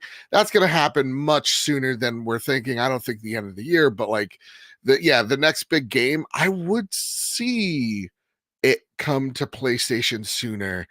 I think we're going to first see the exclusive Windows drop it to PC. Thank you for correcting me. You're going to see that exclusive window drop significantly. I hate to cut you off on that, but just to say, the one reason why we might not see those games going day and date to PC this year because Sony ain't got no first party games coming out. Yeah, I mean, right? Like, mean, 2025, you could possibly expect that the day and date thing April of 2025, which is the next big AAA game, which is very concerning. Yeah. Well, AAA like sequel too. So like, I'm still expecting a Concord to come out by the end of the year, and that will be day and date because it's a multiplayer game. That's kind of their motto so far. Yeah. So any existing franchise stuff, no. But like you'll see, you're gonna see like more ports and remasters of things to hold us over. Unfortunately, more remasters. But again, I until think it's the Bloodborne remaster, and then you change a goddamn tune. Well, listen, worthwhile some software titles are exempt. But no, I mean, I can possibly agree that maybe next year might be the thing. But again, that goes back to the joke I was making, which is PlayStation doesn't really have any first party titles coming out this year. And they've talked about that too until 2025. So maybe that is the case. But everything is always moving. Everything is always changing, right? And that's the constant thing we're going to see here. From more layoffs to everything else, they're going to have to budget these things out. So beside the day and date thing, it's going to have something has to give. And that's on both Microsoft and PlayStation when it comes to this. They're going to have to more, I think, parrot Nintendo in some ways. And it's impossible too, because Nintendo has not only, like Hargeet pointed out, all these massive IP, but you can't just replicate. On top of that, they have nostalgia. And they have of decades of people growing up on these things. This stuff is embedded into us. Nintendo was many of our first consoles. You know what I mean? So you have all of that. It's impossible to overcome that. This is why they sell so well. And I'll say this too. Nintendo I would say they're kings at gameplay. A lot of things some people write off is that I think more of these companies are going to have to make king is gameplay. And I think gameplay is what is rewarded over there. Smaller, I don't want to say bite-sized titles, but smaller titles that don't require, quadruple number digits and such and triple digit millions to make.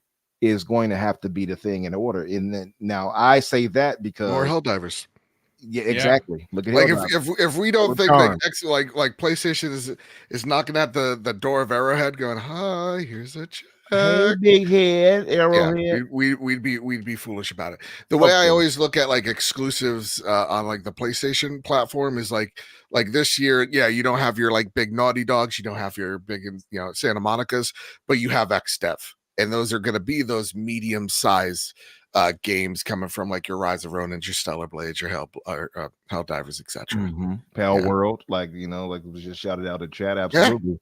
I mean, these are two games that are kind of lightning in a bottle. I would say Pale World even more so than anything else. I think to me, Helldivers I thought was going to be good. I didn't think Pale World was going to be all that. I thought it was intriguing, the idea of us running around with a blicky with the Pokemon, but it was other than that, I don't think any of us thought it was going to do what it's doing now. It's still right now, like I think top 5 on PC and Steam, should I say? Yeah. But how long does that stay? We don't know, right? Yeah. And just like you're saying, like, what was it, Fall Guys?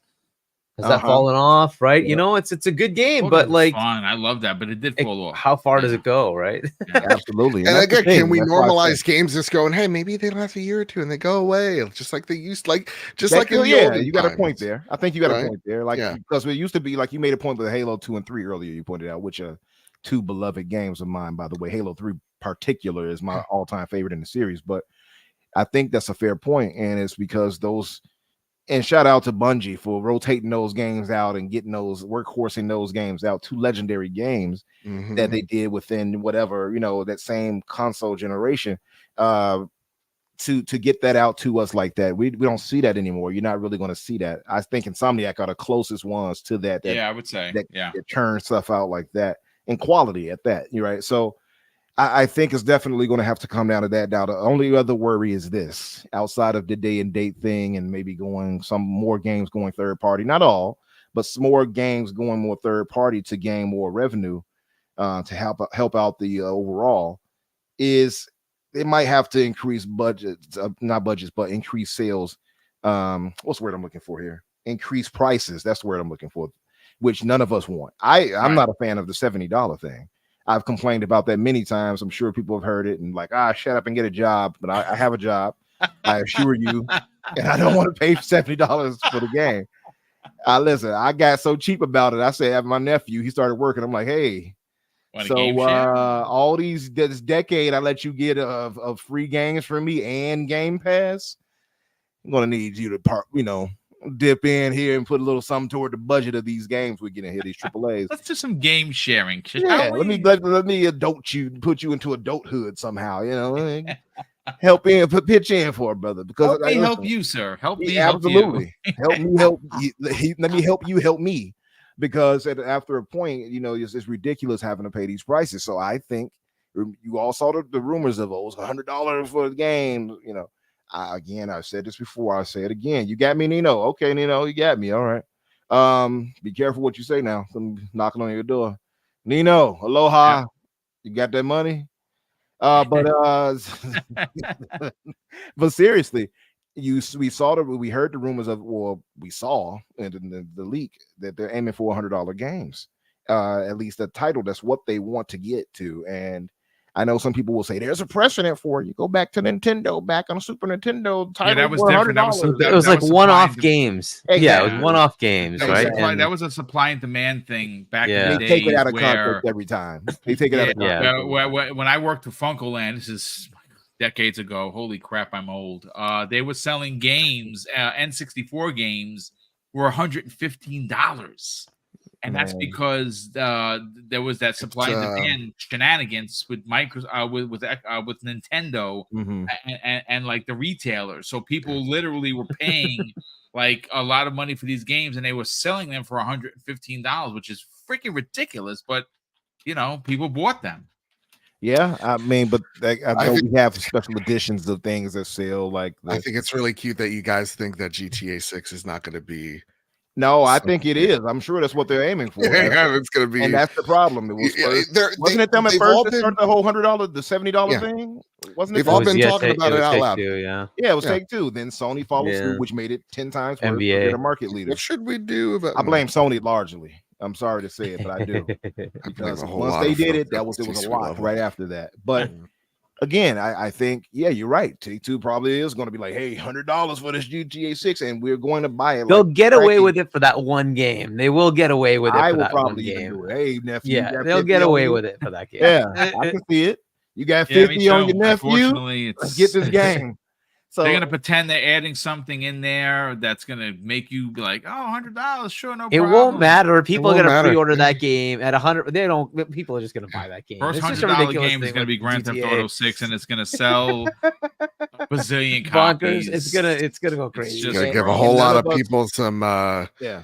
some unjustified, confidence. And know? none of us Yeah, are going to sit here and be like, I'm not paying that. Most of us won't, at least. Most of us will be like, I gotta play it. It's GTA 6. It's Grand Theft So- Auto. I got to be in the zeitgeist of it all. Yeah, So, and it's gonna teach the FOMO for other people. It's gonna be ridiculous. It's gonna teach the absolute wrong lesson to the industry, and they're gonna try to adapt it. Specifically, Sony, right out immediately after. Oh, no, $100 games? You don't say. That's just exactly what we wanted to do, and it's gonna They go actually wanted to downhill do from that. there. Yeah, believe it or not, they did. Yeah. So again, just to close it out, again, something has to give one way or another. I would say day and date is going to start happening more and more. The whole third party thing we heard about Microsoft, it's not going to be quite that, but I think there will be more titles, like many of us have said, that's going to go over to PlayStation. And unfortunately, I just hope it's not the tentpole games, because again, that's where my line stops. Like you said, as well. I have a line like you, Umbra. There are core games that just don't make sense. I get it from a business point of view, but when you start to dilute your brand's identity, then you're going to wind up losing everything to try and make a little scratch. And I think that's dumb. That's just. But listen.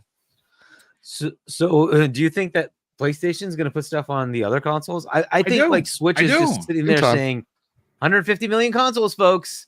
At And, first, like, Hargeet, I thought it was ridiculous to think it, until I started seeing more and more like the $10 billion loss and how much they Right? Everything adds up, hurt them folks. more than anything. You know what's funny, Hargeet? You made mention of this other day, and I think it went over a lot of people's heads.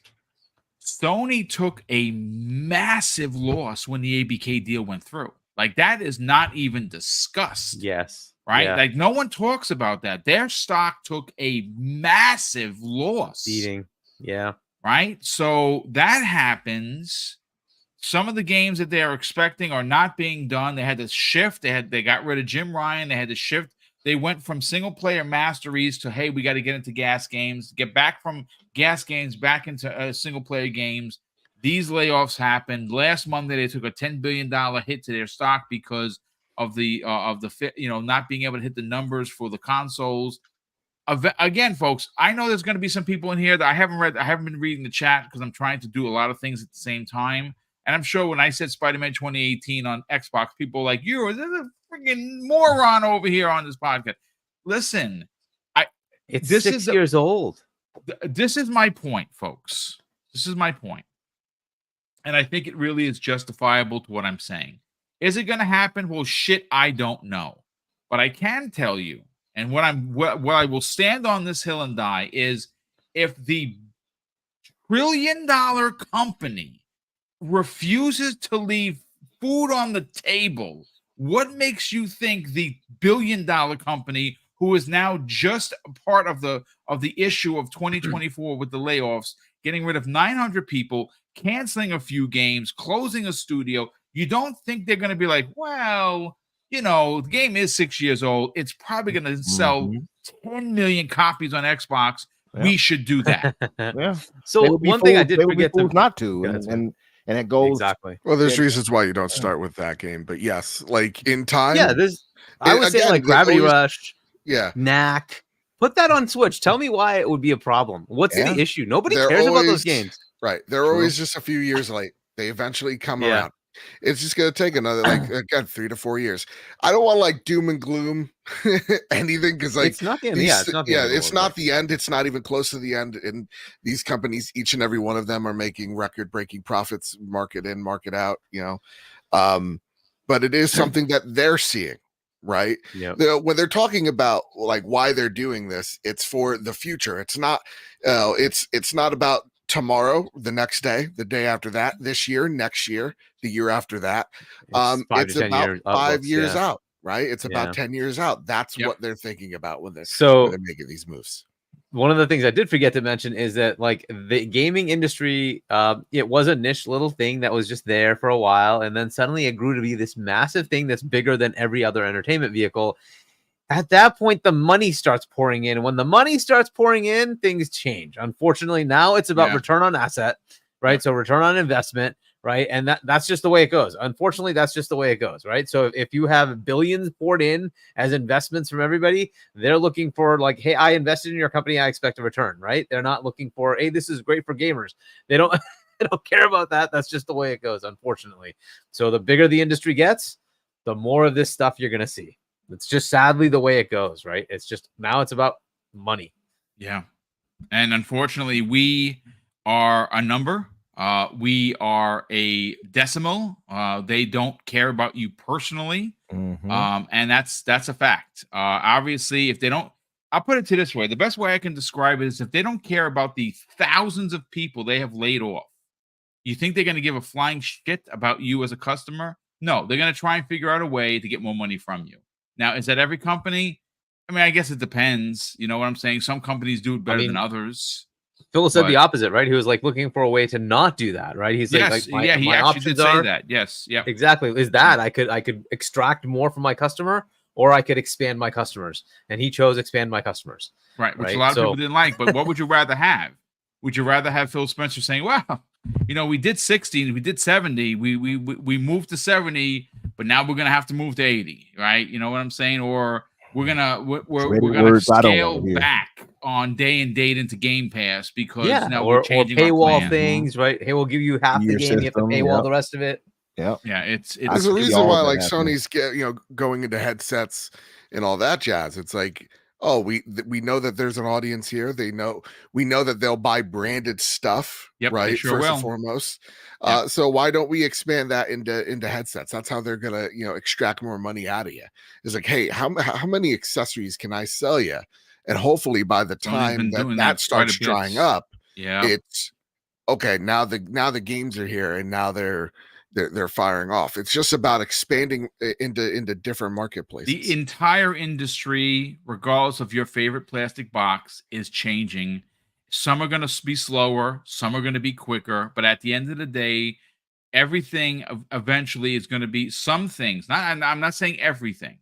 Like I said, I would find it very obtuse to see God of War, Uncharted, and Spider-Man moved onto onto an Xbox, and Halo, Gears, and Forza onto a PlayStation. But I'm a You gotta have to dinosaur. give an equal exchange, like Yeah, the Full no, Metal but Alchemist again, did. I 'Cause they understand ain't my getting my Halo problem. without them giving up something. Yeah, I'm leaving here with something, boom. yeah. That would be brand damaging. It's an interesting thought, right? And that's something they have to contend with, right? I Because think it damaged no matter both how you cut it, brands. Both brands yeah, I would be think damaged it's if just they a did problem, that. right? Sorry, they just would. I would love to play Zelda on an Xbox. Oh, I would love to man, do that. Me too. But is that going to happen? No. Probably not. It's just not going to Damn happen. you, Nintendo, start spending irresponsibly. And So you yeah, have I mean, again, I think Nathan Drake could stay where he is and be happy. I think God of War can stay on PlayStation and do great numbers. I think Halo, whatever the next Halo is going to be, whenever the next Halo is going to be, it's going to be special. The next Gears, the next Forza, so much untapped it's potential with Halo. these That's the games sad live part. on these. Yeah, these games live where they live, and they should live there just fine. Yeah. Listen, I again, think I think it's going to be some cuts for what they do for budgeting for the games. Maybe that'll be it. yeah, maybe. Well, so like Maybe. one of the things that like was a problem, like Naughty Dog was like producers. They didn't have some for the longest time until the end of or during the online game. And what happened was, I mean, they talk about it in the documentary. It's like we're addicted to being late. That stuff's probably not going to happen, which means your PlayStation games may not be as shiny as they once were because, dude, you can't be making a game for 7 years. Like, No. it just doesn't make physical sense. There is a balance to all of this, right? As like heartbreaking as this news is, the reality of, hey, when's the next Naughty Dog game gonna actually come out? Like, there's a reason why there's been like a dozen remasters and like remakes there. Yeah. It's because that's paying for the game that should be arriving hopefully sometime soon. That type of like creation is what's killing the AAA space. It is what's hurting Sony's bottom line. And that's why you got Hiroki Totoki tightening the belt going, margins need to improve. This can't consistently keep happening. Yeah, no, absolutely. Good stuff. Listen, folks, we're coming in on the 2-hour mark. I wanted to talk about Twisted Metal. We're going to get to it tomorrow, Kargeet, on prime time. We're going to get into it. I want to really read through the notes and see if there's anything else, because I'm heartbroken over that. If you watch this channel, you know that I've been banging the drum to see Resistance come back in some way, to see SOCOM come back in some way. Twisted Metal seem like the writing's on the wall for gas. Jack and Get Jack, it out there. Nothing. They got so many other titles they don't touch anymore. It's just frustrating. This is rough. But let me just read these last super chats. We'll get everyone out of here on time. Fantas Archer drops a very generous $5 super chat, and this is a very interesting point. He says, with the layoffs from Sony, might we hear them moving operations back to Japan in the future, which might mean more layoffs? I mean, I can see it. It's a possibility. I think that the old next Hiroki leader Totoki there. Yeah, it's possible. Yeah, I mean, I think the next leader of PlayStation is going to be internal. They've made it such a huge move away from Japan. Just look at Japan Studios that closed down. Yeah, PlayStation is now known as, it is in a weird sense become such a westernized company, right? Their headquarters is in San Mateo. They're not leaving there anytime soon. That's true. I mean, listen, you just don't know, but that's a really good question. Anonymous Boss drops a very generous $5 super chat, and he says, salute to everyone. Salute to you, kind sir. Thank you for the generosity and, of course, for being here. He says, so PlayStation laid off 900 people from what studio? It's a multitude of studios, plus it's some other support studio, like internal stuff around. Yeah. He said Xbox is very smart. They will release next gen Xbox 2 years before PlayStation 6. Real good move. I mean, that's the rumor, 2026, and then obviously the PlayStation Pro is happening, folks. I think it's happening this year, to be honest with you. I think that's locked. Well, Tom Henderson already reported on it. I mean, it's guys, it's happening. It's interesting because there was no jingling of the keys with this announcement. With that, like I joked about on Umbra show last week. It's like, you know, with Xbox, when they gave you the bad news, they were like, jingle the keys. We're also making the most powerful console you've ever seen in your life. Trust me about this. Look at the keys. Don't look at all this news that you're not going to like. Look at the keys. Look at how shiny they are. And so, like, yeah, I mean, I hope that seems great. But yeah, there was no jingling of the keys. They're just like, so listen, we're gonna give you a bunch of shitty news. Yeah, no, it's true. There's no sugar coating this. This is a shit sandwich, you know. It certainly is. Chris R drops a very generous $5 super chat and says, one argument in Game Pass's favor is allowing smaller games to do well. See Grounded as an example. Hopefully this helps diversify the landscape. I mean, that's a great point. I think it's going to do bank on Nintendo. Personally, I don't know what it does on PlayStation, but we'll learn soon enough when the game officially releases. Grounded and I would say Grounded and Sea of Thieves seems to make so much more sense on Nintendo than anything else. I think Nintendo, though, I think for the Switch 2 is you're going to see Hi-Fi Rush and Sea of Thieves added. I think they added what they could based on the hardware, because the hardware is just old. It's old. Mm-hmm. It was old when it came out, but somehow they make freaking gorgeous games. It's amazing. Miraculously, they got freaking Hogwarts on that, though. The Switch Hogwarts Legacy, dude. Is it running at a miraculous 15 frames per second. But it works. You can play the game. Oh my goodness. JJ Sane 117 says this after being generous and dropping a $2 super chat. The AAA crash is coming. Indeed it is, sir. Raiden Blade drops a very generous 10. Yeah, I was belittled on Twitter last week when I'm like, it seems like we're in another crash. Yeah. Right? The AAA games people are like, oh, they're making hand over fist, you dumb idiot. I'm like, no. Just like, take a look around at the fire. That's fear right there. Look at the fire burning around you. No, absolutely. Like, nothing to see here. Right. Exactly. Let's ignore the profits for a second. Look at all the people losing their jobs and livelihoods. Like, that's the fear talking. I can tell you that right now. When they did that and attacked you, it was because of that. They're scared that's going to happen. And real Yeah. talk, Scary. when I talk about like a crash, it's not like the ones that we've romanticized or whatever back in the 80s. It's like this is a reconfiguring reckoning. point that we're having, Yeah, a it is, reckoning within the indeed. AAA space where it's like, hey, you Indeed, know, those huge graphical, like, that's why I like when they're like, oh, the most powerful console. I'm like, I don't care. But like, because those games are just, they need to be a dime a dozen, right? Or whatever. Like, they need to be rare. They need to be moments, because right now there's just a flood of them, and now you're just not seeing. No one's happy with the return on investments that are coming from these AAA games. They all think they can do better, and what are you seeing? Mass layoffs left and right in the indie space. It's horrific out there. What we have are too many games in the market, similar to the likes of what we saw in the 80s. Too much competition, too much flood of the marketplace back in the day was of the crappy games, but now you have great games. Look at February is like another holiday season. Nobody has enough time. Yeah, February. Yeah, if March is another one, it's gonna be ridiculous. It's just gonna be. It's gonna be nuts. So it's like right now there needs to be. It's a pain point. Again, it's the reality of my feelings. It's like I hate seeing this, but the reality of it is that our market, the gaming market, is not big enough for all these flood of games. The marketplaces are not prepared for the amount of games that come in on a weekly basis. They need to be stricter with it. I saw something on the PlayStation store called like Potato Jump, and it's like the biggest like pile of garbage I've ever seen in my life. Why is that there? And it's such like a money, like here's an easy platinum.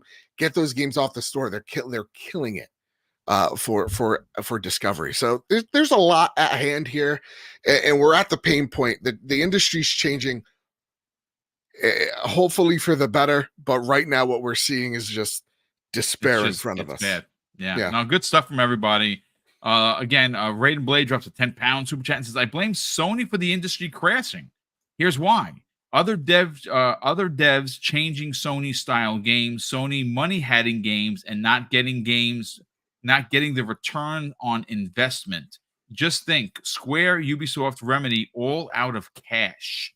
Yeah, Remedy took it on the chin with Alan Wake 2. That game did not sell at all. Because it's on the Epic Game Store. That's the exclusive to Epic Games, right? Like, it's still a shock. Get that game on Steam, for the love of God. Yeah. And it goes back to like stupid risks, like Epic. Why are you making a marketplace? Everybody's already here at Steam, like on Steam. Like what's the train of thought is you want Fortnite's such a magnet that you think it's going to bring all these people to your storefront. It's not, right? Same with Embracer. Why go out there and buy hundreds of goddamn, like 100+ studios, and you're closing down, look at half of them left and right. Yep. Thousands of layoffs. Embracer was a disaster waiting to happen. Disaster. Yeah, it sure was. It was free spending and just also didn't help. No, it did not. Why? Building off a handshake? Are you kidding me? Yeah. You know how many people's hands I shake who I hate? Are you joking me, Lars? You goddamn buffoon! You idiot! You dumb idiot, Lars!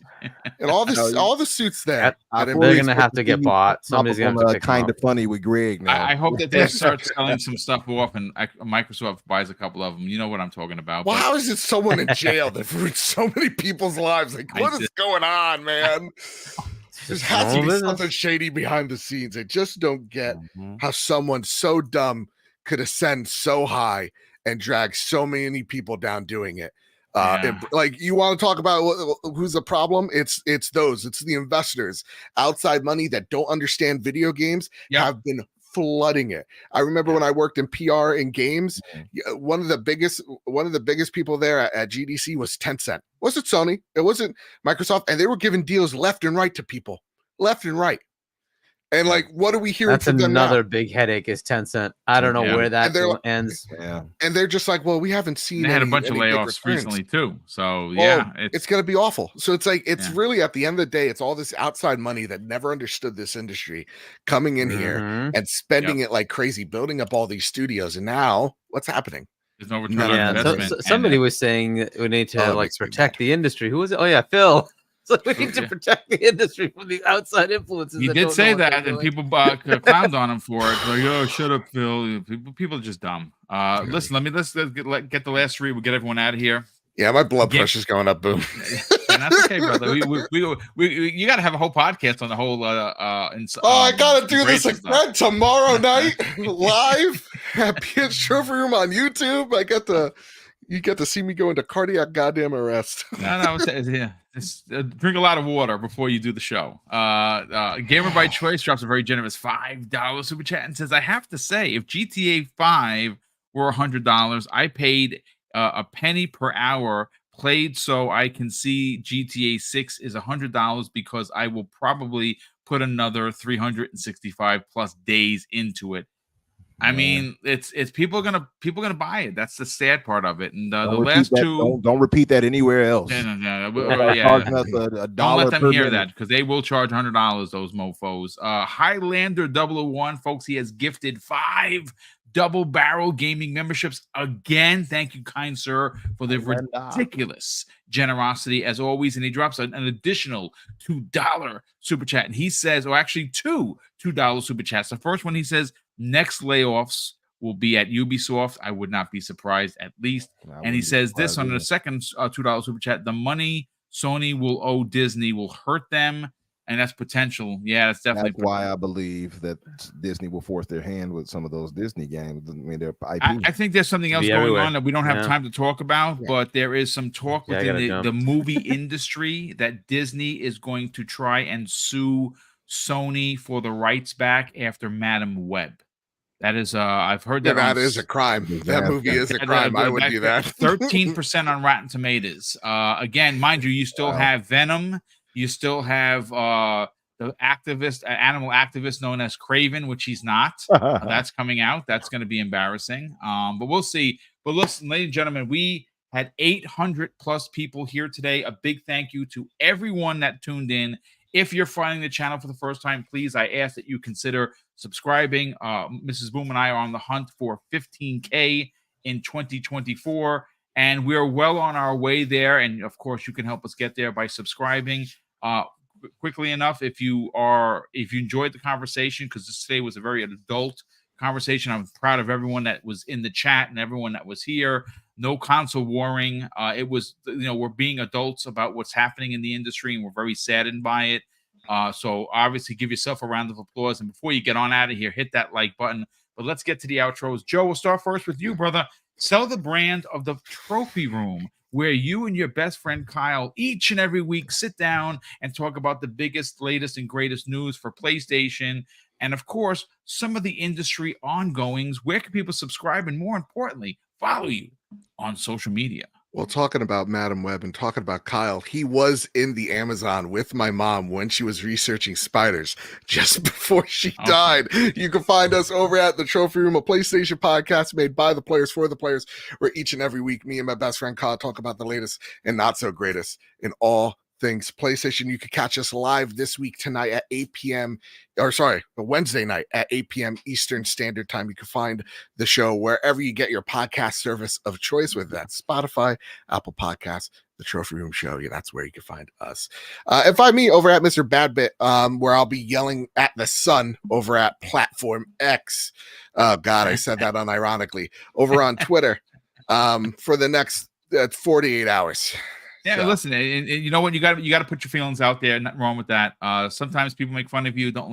Listen, my dad taught me a lot of things, a lot of really great things. And one of the things he told me, Joe, is when people laugh at you, laugh with them. Never be afraid of laughter. Indeed. So, Pops, you are an amazing person. Hargi Chani, sell the brand of... my dog's doing something bad. I got to go chase her. Go chase her. Very much. Yeah, all right. Love you too, brother. We'll talk soon.